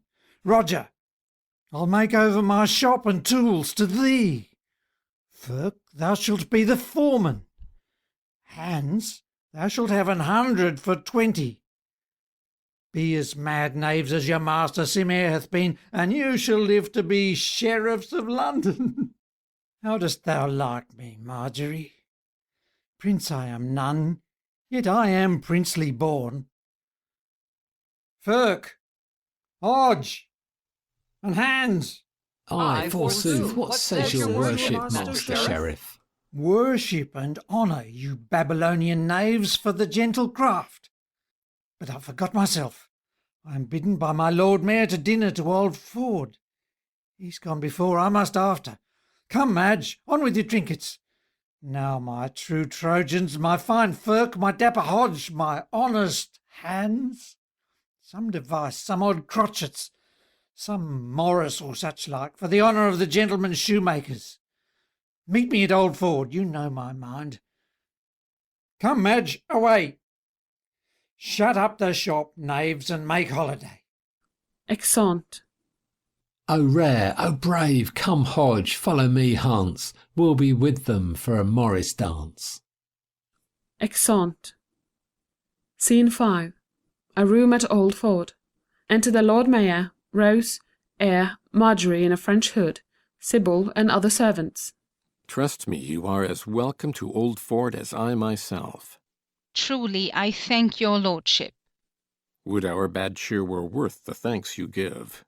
Good cheer, my Lord Mayor, fine cheer. A fine house, fine walls, all fine and neat. Now by my troth I'll tell thee, Master Eyre, it does me good, and all my brethren, that such a madcap fellow as thyself is entered into our society. Ay, but, my lord, he must learn now to put on gravity. Peace, Maggie, a fig for gravity. When I go to Guildhall in my scarlet gown, I'll look as demurely as a saint, and speak as gravely as a justice of peace. But now I am here at Old Ford, at my good Lord Mayor's house, let it go by. Vanish, Maggie, I'll be merry. Away with flip-flap, these fooleries, these gulleries. What, honey? Prince am I none, yet am I princely born. What says my Lord Mayor? I had rather than £1,000 I had an heart but half so light as yours. Why, what should I do, my lord? A pound of care pays not a dram of debt. Let's be merry, whilst we are young. Old age, sack, and sugar will steal upon us ere we be aware. The first 3 men to song. Oh, the month of May, the merry month of May, so frolic, so gay, and so green, so green, so green. Oh, and then did I unto my true love say, Sweet Peg, thou shalt be my summer's queen. Now the nightingale, the pretty nightingale, the sweetest singer in all the forest choir, entreats thee, sweet Peggy, to hear thy true love's tale. Lo, yonder she sitteth, her breast against a briar.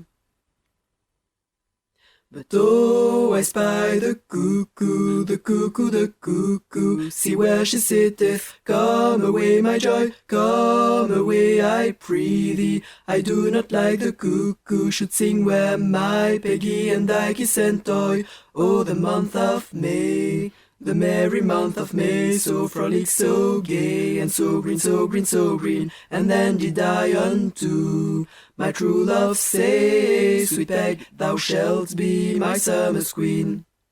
It's well done. Mistress Eyre, pray give good counsel to my daughter. I hope Mistress Rose will have the grace to take nothing that's bad. Pray God she do, for i' faith, Mistress Eyre, I would bestow upon that peevish girl 1,000 marks more than I mean to give her, upon condition she'd be ruled by me. The ape still crosseth me. There came of late a proper gentleman of fair revenues, whom gladly I would call son-in-law. But my fine Cockney would have none of him. He'll prove a coxcomb for it ere you die. A courtier or no man must please your eye.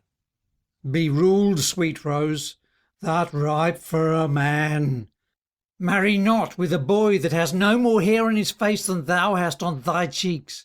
A courtier, wash, go by, stand not upon pishery-pashery. Those silken fellows are but painted images, outsides, Rose. Their inner linings are torn. No, my fine mouse, marry me with a gentleman grocer like my Lord Mayor, your father. A grocer is a sweet trade. Plums, plums! And I, a son or daughter, should marry out of the generation and blood of the shoemakers. He should pack. What, the gentle trade is a living for a man through Europe, through the world. A noise within of a tabor and a pipe. What noise is this?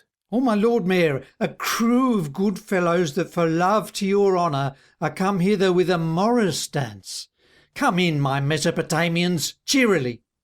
Enter Hodge, Hans, Rafe, Firk, and other shoemakers in a morris. After a little dancing, the Lord Mayor speaks. Master Eyre, are all these shoemakers? All cordwainers, my good Lord Mayor.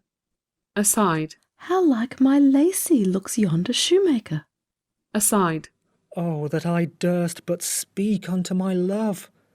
Sybil, go fetch some wine to make these drink. You are all welcome. We thank your lordship. Rose takes a cup of wine and goes to Lacy. For his sake, whose fair shape thou representest, good friend, I drink to thee. Ik bedanker, good Friester. I see, Mistress Rose, you do not want judgment. You have drunk to the properest man I keep. Here be some have done their parts to be as proper as he. Well, urgent business calls me back to London. Good fellows, first go in and taste our cheer, and to make merry as you homeward go, spend these 2 angels in beer at Stratford Bow. To these 2, my mad lads, Sim Eyre adds another. Then cheerily, Firk, tickle it, hands, and all for the honour of shoemakers. All go dancing out. Come, Master Eyre, let's have your company. Exeunt. Sybil, what shall I do? Why, what's the matter? That Hans the shoemaker is my love, Lacy, disguised in that attire to find me out. How should I find the means to speak with him? What, mistress? Never fear. I dare venture my maidenhead to nothing, and that's great odds that Hans the Dutchman, when we come to London, will not only see and speak with you, but in spite of all your father's policies, steal you away and marry you. Will this not please you?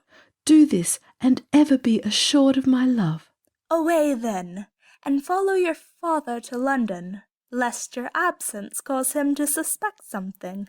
Tomorrow, if my counsel be obeyed, I'll bind you prentice to the gentle trade. Exeunt. End of Act 3. Act the 4th. Scene 1. A street in London. Jane in a seamstress shop, working. Enter Master Hammond, muffled. He stands aloof. Yonder's the shop, and there my fair love sits. She's fair and lovely, but she is not mine. Oh, that she were! Thrice have I courted her, thrice hath my hand been moistened with her hand, whilst my poor famished eyes do feed on that which made them famish. I am unfortunate. I still love one, yet nobody loves me. I muse in other men what women see that I so want. Fine Mistress Rose was coy, and this too curious. Oh no, she is chaste, and for she thinks me wanton, she denies to cheer my cold heart with her sunny eyes. How prettily she works, oh pretty hand! Oh happy work! It doth me good to stand unseen to see her.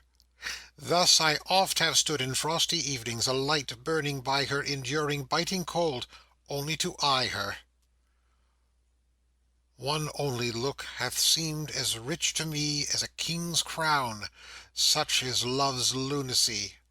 Muffled I'll pass along, and by that try whether she know me. Sir, what is't you buy? What is't you lack, sir? Calico or lawn? Fine cambric shirts or bands? What will you buy? Aside.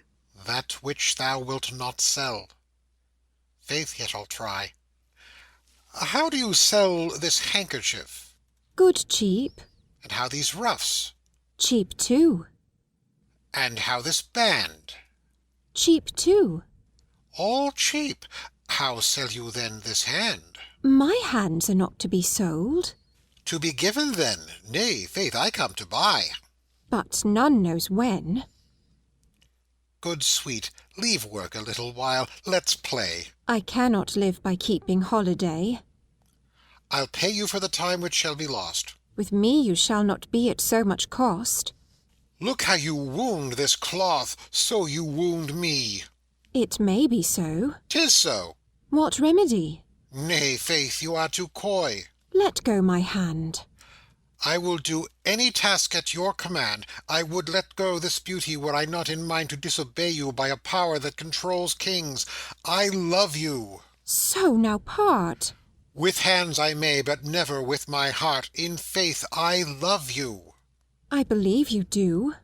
Shall a true love in me breed hate in you? I hate you not. Then you must love. I do. What, are you better now? I love not you.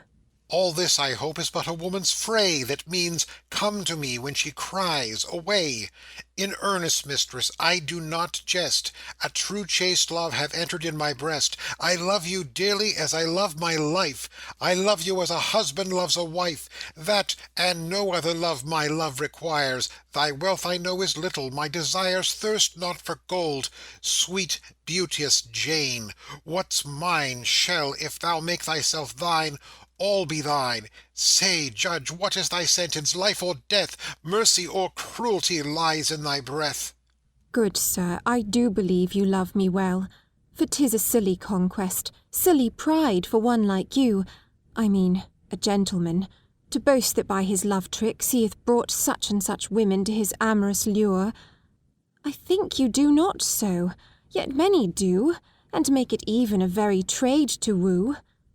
I could be coy, as many women be, feed you with sunshine smiles and wanton looks, but I detest witchcraft. Say that I do constantly believe you constant have. Why dost thou not believe me? I believe you, but yet, good sir, because I will not grieve you with hopes to taste fruit which will never fall. In simple truth, this is the sum of all. My husband lives, at least I hope he lives. Pressed was he to these bitter wars in France. Bitter they are to me by wanting him. I have but one heart, and that heart's his due. How can I then bestow the same on you? Whilst he lives, his I live, be it ne'er so poor, and rather be his wife than a king's whore. Chaste and dear woman, I will not abuse thee, although it cost my life if thou refuse me. Thy husband, pressed for France, what was his name? Rafe Damport. Damport. Here's a letter sent from France to me from a dear friend of mine, a gentleman of place. Here he doth write their names that hath been slain in every fight. I hope death's scroll contains not my love's name. Cannot you read? I can. Peruse the same. To my remembrance such a name I read amongst the rest. See here. Ay me, he's dead. He's dead. If this be true, my dear heart's slain. Have patience, dear love. Hence, hence. Nay, sweet Jane, make not poor sorrow proud with these rich tears. I mourn thy husband's death because thou mourn'st. That bill is forged. 'Tis signed by forgery. I'll bring thee letters sent besides to many, carrying the like report. Jane, 'tis too true. Come, weep not. Mourning, though it rise from love, helps not the mourned, yet hurts them that mourn. For God's sake, leave me. Whither dost thou turn? Forget the dead. Love them that are alive. His love is faded. Try how mine will thrive. 'Tis now no time for me to think on love. 'Tis now best time for you to think on love, because your love lives not. Though he be dead, my love to him shall not be buried. For God's sake, leave me to myself alone. 'Twould kill my soul to leave thee drowned in moan. Answer me to my suit, and I am gone. Say to me yea or no. No. Then farewell. One farewell will not serve. I come again. Come, dry these wet cheeks. Tell me faith, sweet Jane, yea or no, once more. Once more I say, no. Once more be gone, I pray, else will I go. Nay, then I will grow rude, by this white hand until you change that cold no. Here I'll stand till by your heart. Nay, for God's love, peace. my sorrows by your presence more increase. Not that you thus are present, but all grief desires to be alone. Therefore, in brief, thus much I say, and saying bid adieu. If ever I wed man, it shall be you. O blessed voice! Dear Jane, I'll urge no more. Thy breath hath made me rich. Death makes me poor. Exeunt. Scene 2. London. A street before Hodge's shop. Hodge at his shopboard. Rafe, Ferk, Hans, and a boy at work. Hey, down, a down, down, derry. Well said, my hearts. Ply your work today, we loitered yesterday. To it pell-mell, that we may live to be Lord Mayors, or Aldermen at least. Hey, down, a down, derry. Well said, in faith. How sayest thou, Hans? Doth not Ferk tickle it? Your mister? Not so neither. My organ pipe squeaks this morning for want of liquoring. Hey, down, a down, derry. Forward, Fork. Thou best doen, jolly youngster. Hoort I, meester, ik bid jou cut me een pair vampers van Meester Jeffrey's boots. Thou shalt, Hans. Master, How now, boy? pray, now you're in the cutting vein, cut me out a pair of counterfeits, or else my work will not pass current. Hey, down, a down. Tell me, sirs, are my cousin Mrs. Priscilla's shoes done? Your cousin? No, master, one of your aunts, Hanger. Let them alone. I am in hand with them. She gave charge that none but I should do them for her. Thou do for her, then 'twill be a lame doing, and that she loves not. Ralph, thou mightst have sent her to me. In faith, I would have yerked and firked your Priscilla. Hey, down, a down, derry, this gear will not hold. How sayest thou, Ferk? Were we not merry at Old Ford? How, merry? Why, our buttocks went jiggy-joggy like a quagmire. Well, Sir Roger Oatmeal, if I thought all meal of that nature, I would eat nothing but bag puddings. Of all good fortunes, my fellow hands had the best. 'Tis true, because Mistress Rose drank to him. Well, well, work apace. They say 7 of the aldermen be dead, or very sick. I care not, I'll be none. No, nor I. But then my master heir will come quickly to be Lord Mayor. Enter Sybil. Whoop, yonder comes Sybil. Sybil, welcome, in faith. And how dost thou, mad wench? Syb Hoare, welcome to London. God a mercy, sweet feck. Good Lord Hodge, what a delicious shop you have got. You tickle it, I faith. God a mercy, Sybil, for our good cheer at Old Ford. That you shall have, Ralph. Nay, by the mass, we had tickling cheer, Sybil. And how the plague dost thou and Mistress Rose and my Lord Mayor? I put the women in first. Well, God a mercy. But, God's me, I forget myself. Where's Hans the Fleming? Hark, Butterbox, now you must yelp out some sprechen. Wat begeer you? Wat wod you, Friester? Mary, you must come to my young mistress to pull on her shoes you made last. Waar ben your egelvrouw? Where ben your mistress? Mary, here at our London house in Cornhill. Will nobody serve her turn but Hans? No, sir. Come, Hans, I stand upon needles. Why then, Sybil, take heed of pricking. For that let me alone. I have a trick in my budget. Come, Hans. Ja, ik zal met you gaan. Exit Hans and Sybil. Go, Hans, make haste again. Come, who lacks work? I, master, for I lack my breakfast. 'Tis munching time and past. Is't so?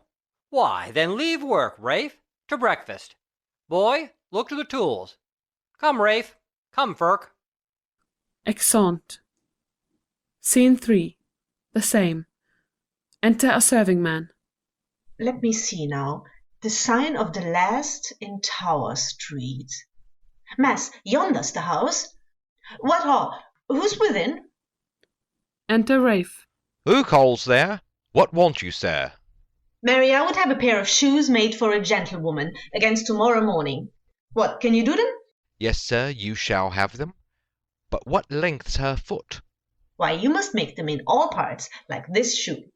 But at any hand, fail not to do them, for the gentlewoman is to be married very early in the morning. How? By this shoe must it be made? By this? Are you sure, sir, by this? How by this am I sure by this? Art thou in thy wits? I tell thee, I must have a pair of shoes. Dost thou mark me? A pair of shoes, 2 shoes, made by this very shoe, this same shoe, against tomorrow morning by 4 o'clock. Dost thou understand me? Canst thou do it? Oh, yes, sir, yes, I can do it. By this shoe, you say? I should know this shoe. Yes, sir, yes, by this shoe I can do it. 4 o'clock, well, whither shall I bring them? To the sign of the Golden Ball in Watling Street. Enquire for one Master Hammond, a gentleman, my master. Yea, sir. By this shoe, you say? I say Master Hammond at the Golden Ball. He's the bridegroom, and those shoes are for his bride. They shall be done by this shoe. Well, well, Master Hammond at the Golden Shoe. I would say the Golden Ball. Very well, very well. But I pray you, sir, where must Master Hammond be married? At St. Faith's Church, under Paul's. But what's that to thee? Prithee, dispatch those shoes, and so farewell. Exit. By this shoe, said he. How am I amazed by this strange accident! Upon my life, this was the very shoe I gave my wife when I was pressed for France, since when, alas, I never could hear of her. It is the same, and Hammond's bride no other but my Jane. Enter Ferk. Snails, Ralph, thou hast lost thy part of 3 pots a countryman of mine gave me to breakfast. I care not. I have found a better thing. A thing? Away. Is it a man's thing or a woman's thing? Ferk, dost thou know this shoe? No, by my troth, neither doth that know me. I have no acquaintance with it. 'Tis a mere stranger to me. Why, then I do. This shoe, I durst be sworn, once covered the instep of my Jane. This is her size, her breadth, thus trod my love. These true love knots I pricked.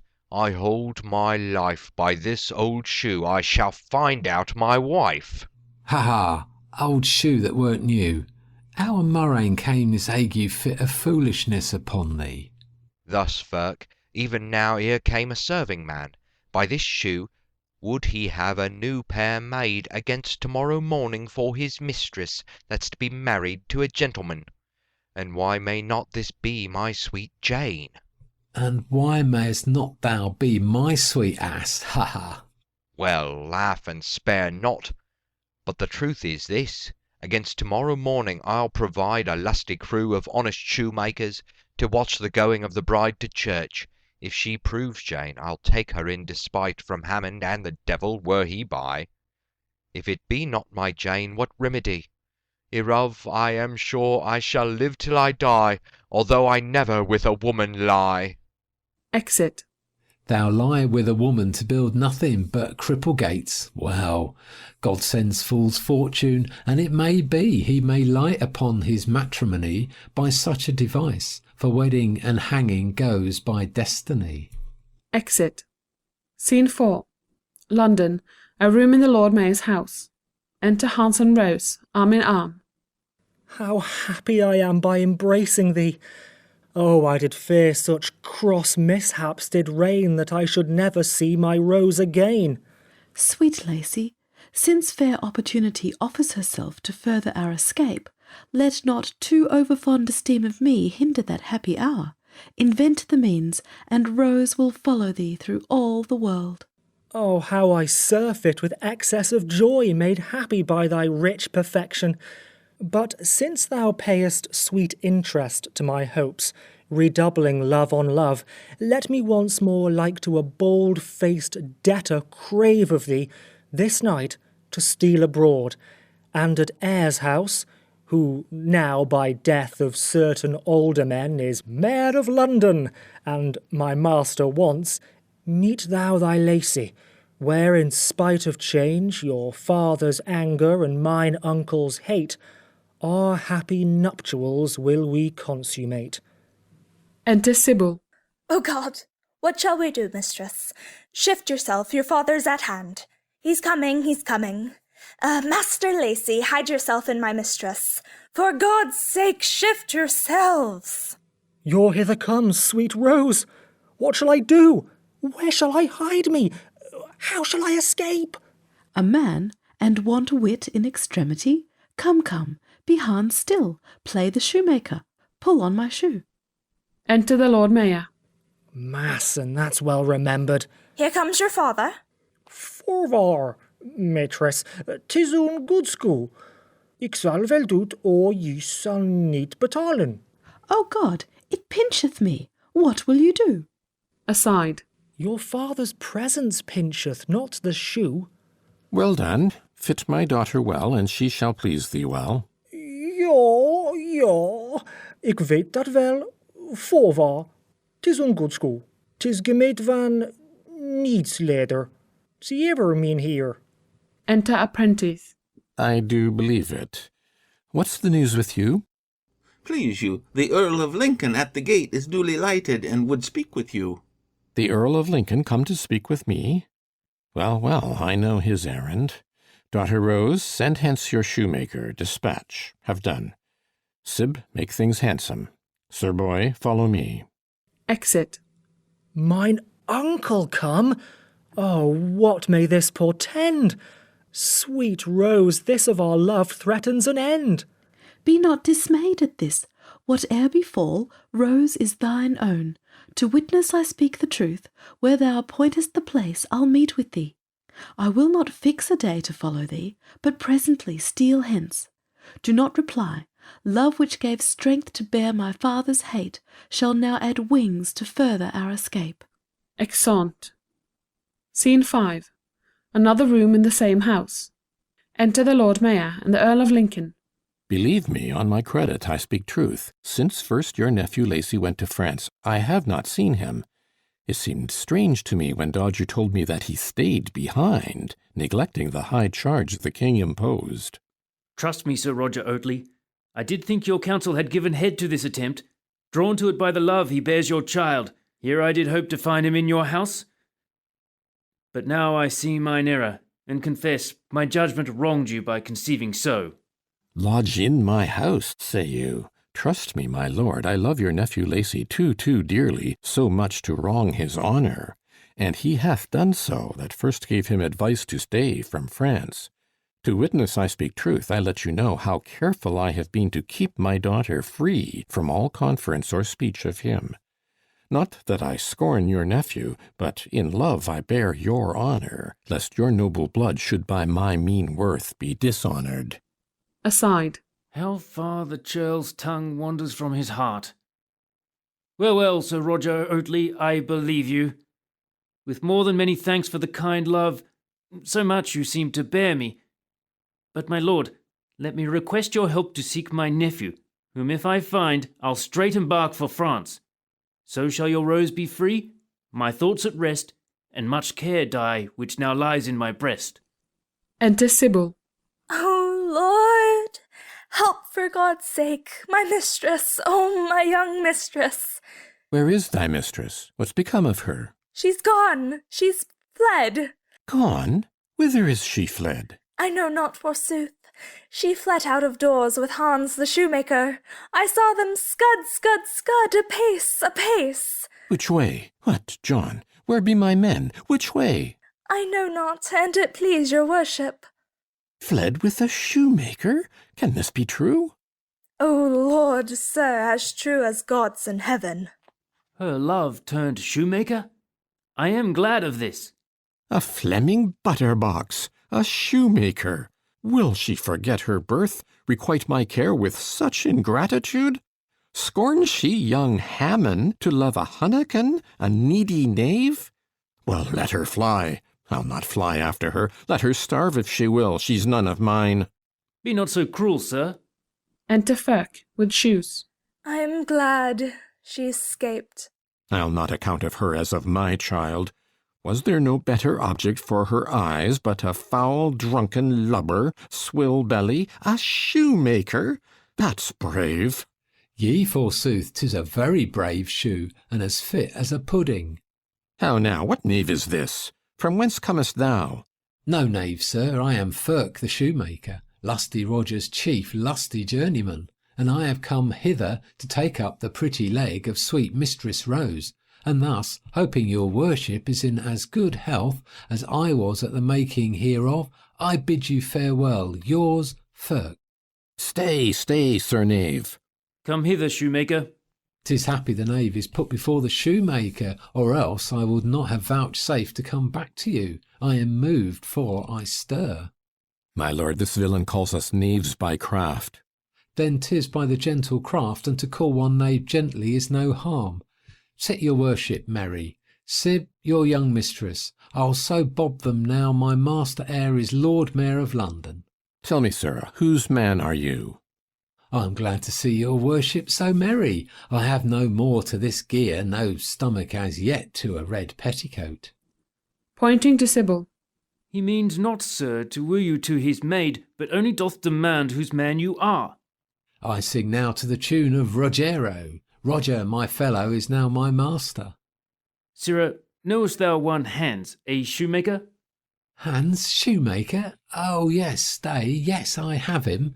I tell you what, I speak it in secret. Mistress Rose and he are by this time, no, not so, but shortly, are to come over one another with Can You Dance the Shaking of the Sheets? It is that Hans. Aside. I so gull these diggers. Knowest thou then where he is? Yes, forsooth, ye, marry. Canst thou, in sadness? No, forsooth, no, marry. Tell me, good honest fellow, where he is, and thou shalt see what I'll bestow on thee. Honest fellow? No, sir, not so, sir. My profession is the gentle craft. I care not for seeing, I love feeling. Let me feel it here. Aureum tennis, 10 pieces of gold. Genum tenors, 10 pieces of silver, and then Ferk is your man in a new pair of stretchers. Here is an angel, part of thy reward, which I will give thee. Tell me where he is. No point. Shall I betray my brother? No. Shall I prove Judas to Hans? No. Shall I cry treason to my corporation? No.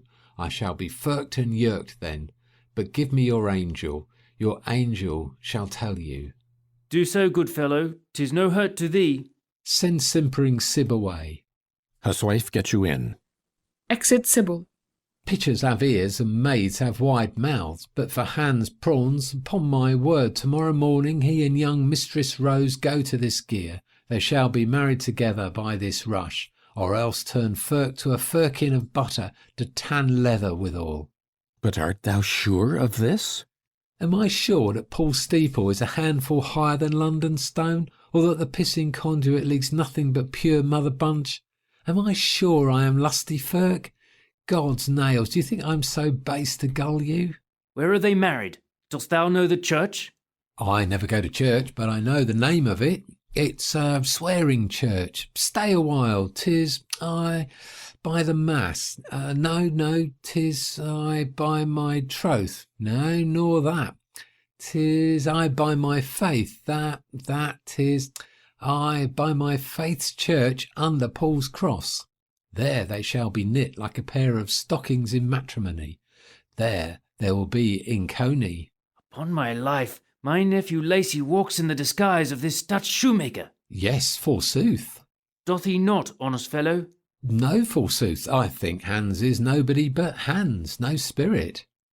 My mind misgives me now. 'Tis so, indeed. My cousin speaks the language, knows the trade. Let me request your company, my lord. Your honourable presence may, no doubt, refrain their headstrong rashness, when myself going alone perchance may be o'erborne. Shall I request this favour? This, or what else? Then you must rise betimes, for they mean to fall to their hay-pass and repass, pindy-pandy, which hand will you have, very early? My care shall every way equal their haste. This night accept your lodging in my house, the earlier shall we stir, and at St. Faith's prevent this giddy hair-brained nuptial. This traffic of hot love shall yield cold gains. They ban our loves, and we'll forbid their bans. Exit. At St. Faith's Church, thou sayest? Yes, by their troth. Be secret, on thy life. Exit. Yes, when I kiss your wife. Ha ha, here's no craft in the gentle craft. I came hither of purpose with shoes to Sir Roger's worship, whilst Rose his daughter be coney catched by hands. Soft now, these two gulls will be at St. Faith's Church tomorrow morning, to take Master Bridegroom and Mistress Bride napping, and they in the meantime shall chop up the matter at the Savoy. But the best sport is, Sir Roger Oatley will find my fellow lame Ralph's wife going to marry a gentleman, and then he'll stop her instead of his daughter. Oh, brave, there will be fine tickling sport. Soft now, what have I to do? Oh, I know now, a mess of shoemakers meet at the Woolsack in Ivy Lane to cozen my gentleman of lame Ralph's wife, that's true. Alack, alack, girls, hold out tack, for now Smocks for this jumbling shall go to rack. Exit. End of Act 4. Act the 5th. Scene 1. A room in Eyre's house. Enter Eyre, Marjorie, Hans, and Rose. This is the morning, then. Stay, my bully, my honest Hans, is it not? This is the morning that must make us two happy or miserable. Therefore, if you... Away with these ifs and ands, and these et ceteras. By mine honour, Roland Lacy, none but the king shall wrong thee. Come, fear nothing. Am I not Sim Eyre? Is not Sim Eyre Lord Mayor of London? Fear nothing, Rose. Let them all say what they can. Dainty, come thou to me. Laughest thou? Good my lord, stand her friend in what thing you may. Why, my sweet lady Madgie, think you Simon Eyre can forget his fine Dutch journeyman? No, va. Fie, I scorn it. It shall never be cast in my teeth that I was unthankful. Lady Madgie, thou hast never covered thy Saracen's head with this French flap, nor loaden thy bum with this farthingale. 'Tis trash, trumpery, vanity. Simon Eyre had never walked in a red petticoat, nor wore a chain of gold, but for my fine journeyman's Portuguese. And shall I leave him? No. Prince am I none, yet bear a princely mind. My lord, 'tis time for us to part from hence. Lady Madgie, take 2 or 3 of my pie-crust eaters, my buff jerkin varlets that do walk in black gowns at Simon Eyre's heels. Take them, good Lady Madgie.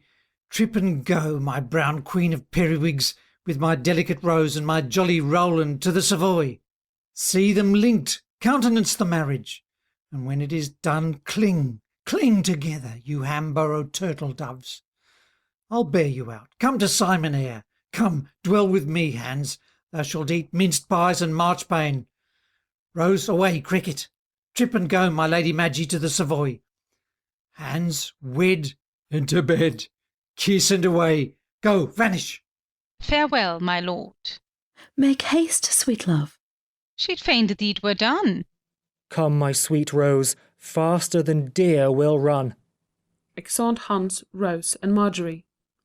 Go, vanish, vanish. Avaunt, I say. By the Lord of Ludgate, it's a mad life to be a Lord Mayor. It's a stirring life, a fine life, a velvet life, a careful life. Well, Simon Eyre, yet set a good face on it in the honour of St. Hugh. Soft, the king this day comes to dine with me, to see my new buildings. His Majesty is welcome. He shall have good cheer, delicate cheer, princely cheer. This day my fellow prentices of London come to dine with me too. They shall have fine cheer, gentlemanlike cheer. I promised the mad Cappadocians, when we all served at the conduit together, that if ever I came to be Mayor of London, I would feast them all. And I'll do it, by the life of Pharaoh. By this beard Sim Eyre will be no flincher. Besides, I have procured that upon every Shrove Tuesday, at the sound of the pancake bell, my fine dapper Assyrian lads shall clap up their shop windows and away. This is the day, and this day they shall do it. They shall do it. Boys, that day you are free, let masters care, and prentices shall pray for Simon Eyre. Exit. Scene 2. A street near St. Faith's Church. Enter Hodge, Firk, Rafe, and 5 or 6 shoemakers, all with cudgels or such weapons. Come, Rafe, stand to it, Firk. My masters, as we are the brave bloods of the shoemakers, heirs apparent to St. Hugh, and perpetual benefactors to all good fellows, thou shalt have no wrong. Were Haman a king of spades, he should not delve in thy close without thy sufferance. But tell me, Rafe, art thou sure 'tis thy wife? Am I sure this is Firk? This morning, when I stroked on her shoes, I looked upon her, and she upon me, and sighed, asked me if ever I knew one Rafe. Yes, said I. For his sake, said she, tears standing in her eyes, and for thou art somewhat like him, spend this piece of gold. I took it. My lame leg and my travel beyond sea made me unknown. All is one for that. I know she's mine. Did she give thee this gold? O glorious glittering gold! She's thine own, 'tis thy wife, and she loves thee. For I'll stand to it, there's no woman will give gold to any man, but she thinks better of him than she thinks of them she gives silver to. And for Haman, neither Haman nor hangman shall wrong thee in London. Is not our old master Eyre Lord Mayor? Speak, my hearts. Yes, and Hammond shall know it to his cost. Enter Hammond, his serving man, Jane, and others. Peace, my bullies, yonder they come. Stand to it, my hearts. Firk, let me speak first. No, Rafe, let me. Hammond, whither away so early? Unmannerly rude slave, what's that to thee? To him, sir? Yes, sir, and to me, and others. Good morrow, Jane, how dost thou? Good Lord, how the world is changed with you, God be thanked. Villains, hands off! How dare you touch my love? Villains, down with them! Cry clubs for prentices. Hold, my hearts. Touch her, Hammond? Yea, and more than that, we'll carry her away with us. My masters and gentlemen, never draw your bird spits. Shoemakers are steel to the back, men every inch of them, all spirit. Well, and what of all this? I'll show you. Jane, dost thou know this man? 'Tis Rafe, I can tell thee. Nay, 'tis he in faith, though he be lamed by the wars. Yet look not strange, but run to him, fold him about the neck and kiss him. Lives then my husband? O God, let me go, let me embrace my Rafe. What means my Jane? Nay, what meant you to tell me he was slain? Pardon me, dear love, for being misled. To Rafe. 'Twas rumoured here in London thou wert dead. Thou seest he lives. Lass, go, pack home with him. Now, Master Hammond, where's your mistress, your wife? Swoons, master, fight for her. Will you thus lose her? Down with that creature. Clubs, down with him. Down with him. Hold, hold. Hold, fool. Sirs, he shall do no wrong. Will my Jane leave me thus and break her faith? Yea, sir, she must, sir. She shall, sir. What then? Mend it. Hark, fellow Rafe, follow my counsel. Set the wench in the midst, and let her choose her man, and let her be his woman.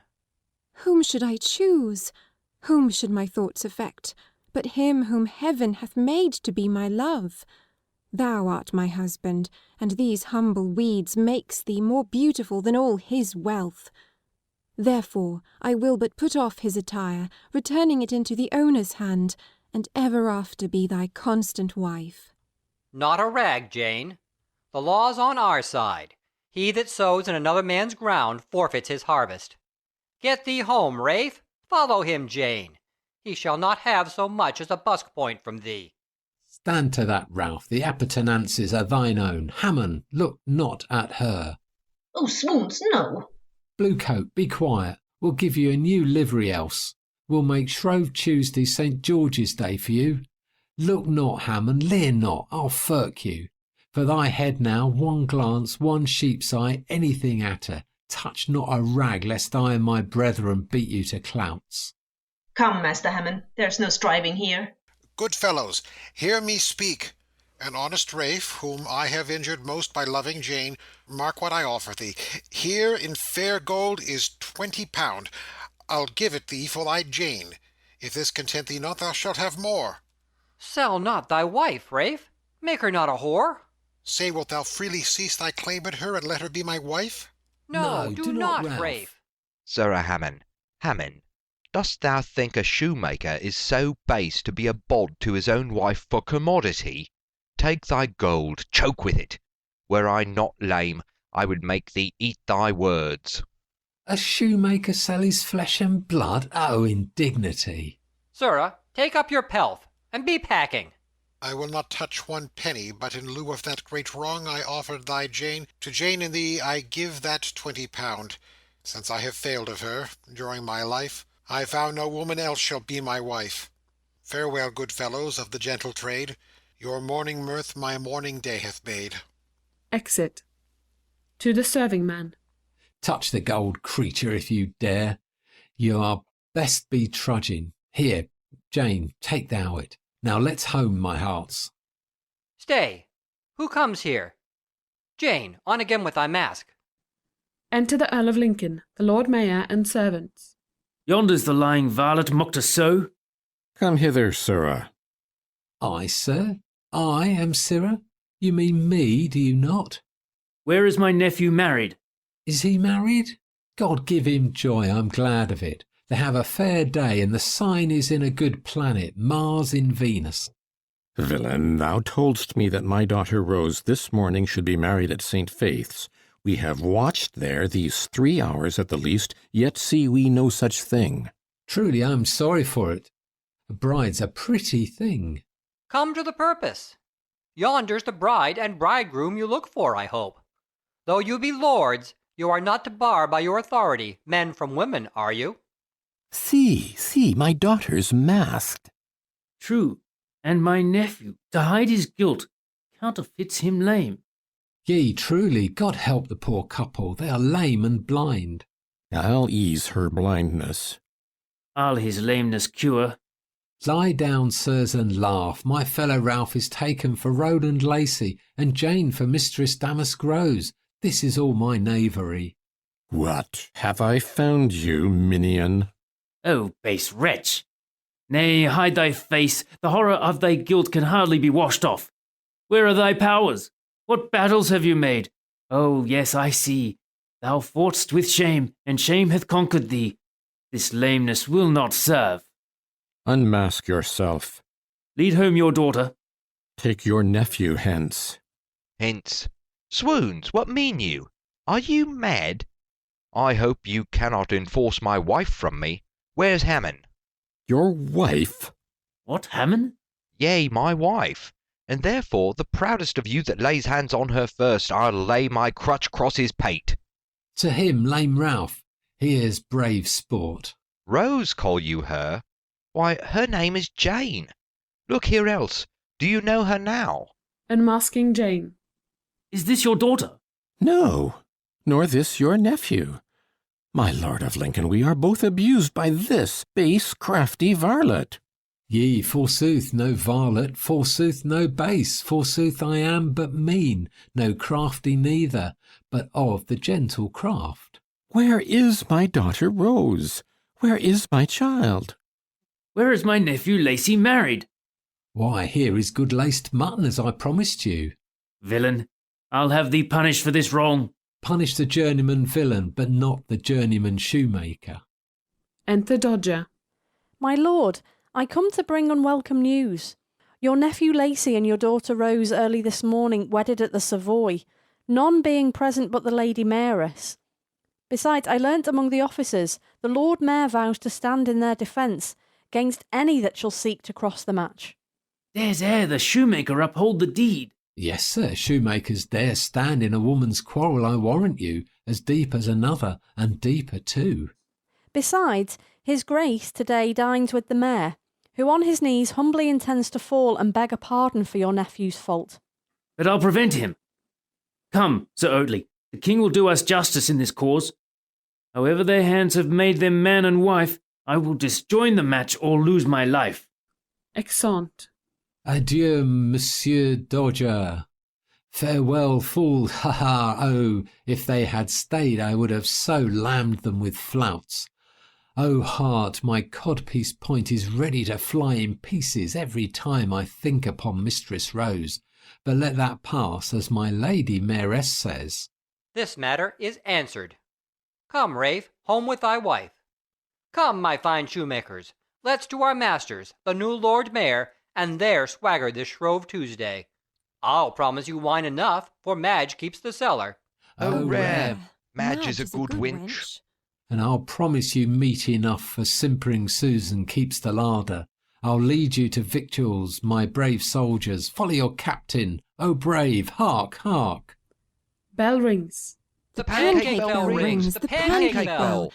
Trill my hearts. Oh, brave, oh, sweet bell, oh, delicate pancakes, open the doors, my hearts, and shut up the windows. Keep in the house, let out the pancakes. Oh, rare, my hearts, let's march together for the honour of St. Hugh to the great new hall in Gracious Street corner, which our master, the new Lord Mayor, hath built. Oh, the crew of good fellows that will dine at my Lord Mayor's cost today. By the Lord, my Lord Mayor is a most brave man. How shall prentices be bound to pray for him and the honour of the gentlemen shoemakers? Let's feed and be fat with my lord's bounty. O musical bell, still, O Hodge, O my brethren, there's cheer for the heavens. Venison pasties walk up and down piping hot like sergeants. Beef and brewess comes marching in dry vats. Fritters and pancakes comes troweling in wheelbarrows. Hens and oranges hopping in porters' baskets. Collops and eggs in scuttles, and tarts and custards comes quavering in malt shovels. Enter more prentices. Look here. How now, mad lads? Whither away so fast? Whither? Why, to the great hall. Know you not why? The Lord Mayor hath bidden all the prentices in London to breakfast this morning. Oh, brave shoemaker. Oh, brave lord of incomprehensible good fellowship. Whoa, hark you, the pancake bell The rings. pancake bell rings. Cast up caps. Nay more, my hearts, every Shrove Tuesday is our year of jubilee, and when the pancake bell rings, we're as free as my Lord Mayor. We may shut up our shops and make holiday. I'll have it called St. Hugh's holiday. Agreed. St. Hugh's holiday. And this shall continue forever. Oh, brave, come, my hearts, away.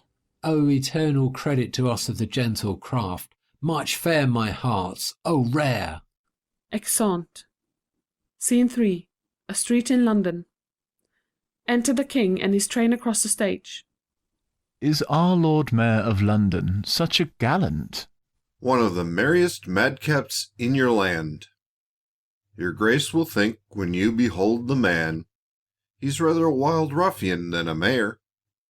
Yet thus much I'll ensure your majesty, in all his actions that concern his state, he is as serious, provident, and wise, as full of gravity amongst the grave, as any mayor hath been these many years. I am with child till I behold this huffcap.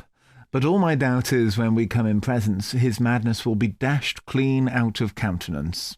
It may be so, my liege.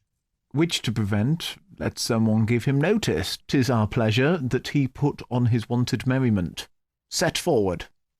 On four. Exeunt. Scene 4. A great hall. Enter Eyre, Hodge, Firk, Rafe, and other shoemakers, all with napkins on their shoulders. Come, my fine Hodge, my jolly gentlemen shoemakers. Soft, where be these cannibals, these varlets, my officers? Let them all walk and wait upon my brethren. For my meaning is, that none but shoemakers, none but the livery of my company shall in their satin hoods wait upon the trencher of my sovereign. O my lord, it will be rare. No more, Firk.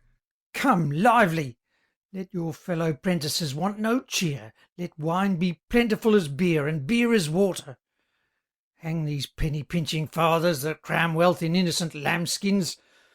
Rip knaves, avaunt! Look to my guests. My lord, we are at our wits' end for room. These 100 tables will not feast the fourth part of them. Then cover me those 100 tables again and again, till all my jolly prentices be feasted. Avoid, Hodge. Run, Rafe. Frisk about my nimble folk. Carouse me fathom healths to the honour of the shoemakers. Do they drink lively, Hodge? Do they tickle it, Firk? Tickle it? Some of them have taken their liquor standing so long that they can stand no longer, but for meat they would eat it, and they had it. Want they meat?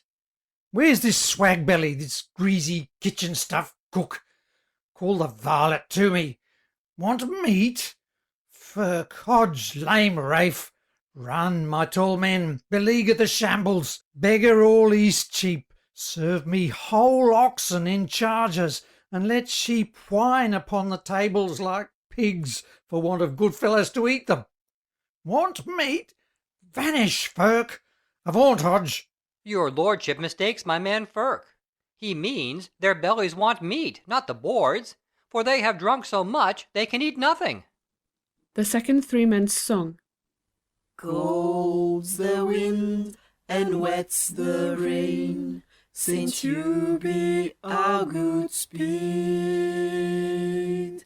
Ill is the weather that bringeth no gain, nor helps good hearts in need.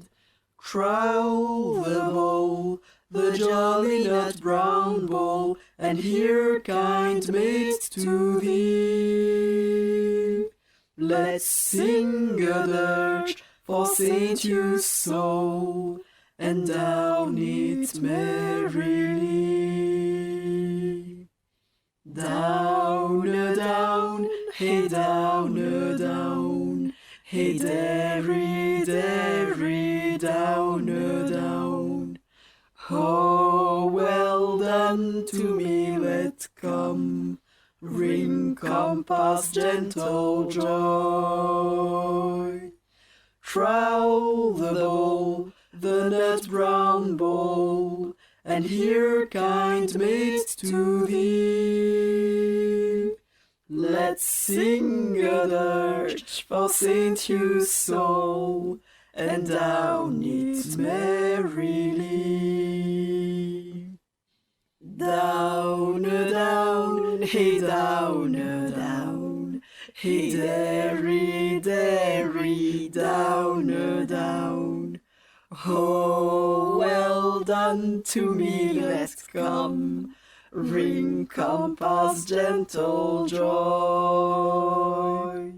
Trowl the bowl, the nut brown bowl, and hear kind mates to thee. Colds the wind and wets the rain, St. Hugh be our good speed. Ill is the weather that bringeth no gain, nor helps good hearts in need. Enter Hans, Rose, and Marjorie. Where is my lord? How now, Lady Maggie? The king's most excellent majesty is new come. He sends me for thy honour. One of his most worshipful peers bade me tell thou must be merry, and so forth. But let that pass. Is my sovereign come? Vanish, my tall shoemakers, my nimble brethren. Look to my guests, the prentices. Yet stay a little. How now, Hans? How looks my little Rose? Let me request you to remember me. I know your honour easily may obtain free pardon of the king for me and Rose, and reconcile me to my uncle's grace. Have done, my good Hans, my honest journeyman. Look cheerily. I'll fall upon both my knees till they be as hard as horn, but I'll get thy pardon. Good, my lord. Have a care what you speak to his grace. Away, you Islington whitepot. Hence, you hopper ass, you barley pudding full of maggots, you broiled carbonado. Avaunt, avaunt, avoid Mephistopheles. Shall Sim Eyre learn to speak of you, Lady Maggie? Vanish, Mother Minivercap. Vanish, go, trip and go. Meddle with your partlets and your pishery-pashery, your flues and your whirligigs. Go, rub, out of mine alley. Sim Eyre knows how to speak to a pope, to Sultan Solomon, to Tamburlaine. And he were here. And shall I melt? Shall I droop before my sovereign? No, come, my Lady Maggie. Follow me, Hans. About your business, my frolic freebooters. Firk, frisk about, and about, and about, for the honour of Mad Simon Eyre, Lord Mayor of London. Hey, for the honour of the shoemakers.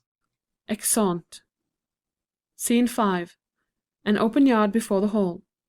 A long flourish, or two. Enter the king, nobles, Eyre, Marjorie, Lacy, Rose. Lacy and Rose kneel. Well, Lacy, though the fact was very foul of your revolting from our kingly love and your own duty, yet we pardon you. Rise both, and Mistress Lacy, thank my Lord Mayor for your young bridegroom here. So, my dear liege, Sim Eyre and my brethren, the gentlemen shoemakers, shall set your sweet majesty's image cheek by jowl by St. Hugh, for this honour you have done poor Simon Eyre. I beseech your grace, pardon my rude behaviour.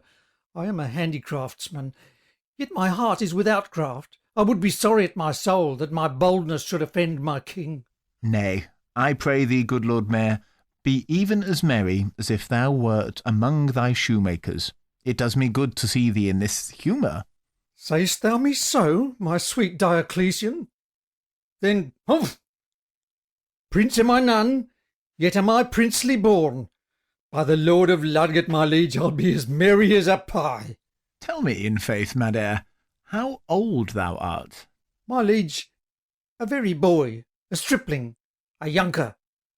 You see not a white hair in my head, not a grey in this beard. Every hair, I assure thy majesty, that sticks in this beard, Sim Eyre values at the king of Babylon's ransom. Tamar Cham's beard was a rubbing brush to it. Yet I'll shave it off and stuff tennis balls with it to please my bully king. But all this while I do not know your age. My liege, I am 56-year-old, yet I can cry humph with a sound heart for the honour of St. Hugh. Mark this old wench, my king. I danced the shaking of the sheets with her 36 years ago, and yet I hope to get 2 or 3 young Lord Mayors ere I die. I am lusty still, Sim Eyre still.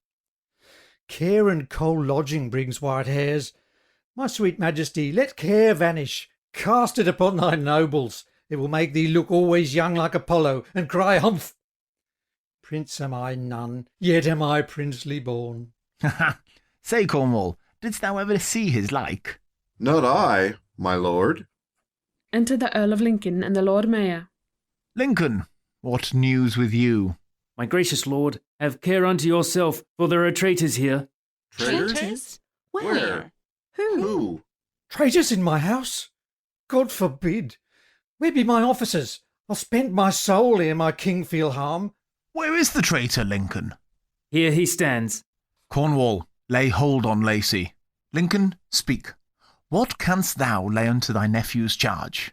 This, my dear liege, your grace, to do me honour, heaped on the head of this degenerate boy desertless favours. You made choice of him to be commander over powers in France, but he— Good Lincoln, prithee, pause a while. Even in thine eyes I read what thou wouldst speak. I know how Lacy did neglect our love, ran himself deeply in the highest degree into vile treason. Is he not a traitor? Lincoln, he was. Now have we pardoned him. 'Twas not a base want of true valour's fire that held him out of France, but love's desire. I will not bear his shame upon my back. Nor shalt thou, Lincoln. I forgive you both. Then, good my liege, forbid the boy to wed one whose mean birth will much disgrace his bed. Are they not married? No, my liege. We are. Shall I divorce them then? Oh, be it far that any hand on earth should dare untie the sacred knot knit by God's majesty. I would not for my crown disjoin their hands, that are conjoined in holy nuptial bands. How sayest thou, Lacy? Wouldst thou lose thy Rose? Not for all India's wealth, my sovereign. But Rose, I'm sure, her Lacy would forego. If Rose were asked that question, she'd say no. You hear them, Lincoln? Yea, my liege, I do. Yet canst thou find in the heart to part these two? Who seeks, besides you, to divorce these lovers? I do, my gracious lord. I am her father. Sir Roger Oatley, our last mayor, I think. The same, my liege. Would you offend love's laws? Well, you shall have your wills. You sue to me to prohibit the match. Soft, let me see. You both are married, Lacy, art thou not? I am, dread sovereign. Then upon thy life I charge thee not to call this woman wife. I thank your grace. Oh, my most gracious lord. Kneels. Nay, Rose, never woo me. I tell you true. Although as yet I am a bachelor, yet I believe I shall not marry you. Can you divide the body from the soul, yet make the body live? Yea, so profound. I cannot, Rose, but you I must divide. This fair maid bridegroom cannot be your bride. Are you pleased, Lincoln? Oatley, are you pleased? Yes, my lord. Then must my heart be eased. For credit me, my conscience lives in pain till these who I'm divorced be joined again. Lacy, give me thy hand. Rose, lend me thine. Be what you would be. Kiss now. So that's fine. At night, lovers to bed. Now let me see. Which of you all mislikes this harmony? Will you then take from me my child perforce? Why, tell me, Oatley, shines not Lacy's name as bright in the world's eye as the gay beams of any citizen? Yes, but my gracious lord, I do mislike the match far more than he. Her blood is too base. Lincoln, no more. Dost thou not know that love respects no blood, cares not for difference of birth or state? The maid is young, well-born, fair, virtuous, a worthy bride for any gentleman. Besides, your nephew for her sake did stoop to bear necessity, and as I hear, forgetting honours and all courtly pleasures, to gain her love, became a shoemaker. As for the honour which he lost in France, thus I redeem it. Lacy, kneel thee down. Arise, Sir Rowland Lacy. Tell me now, tell me in earnest, Oatley, canst thou chide, seeing thy Rose a lady and a bride? I am content with what your grace hath done.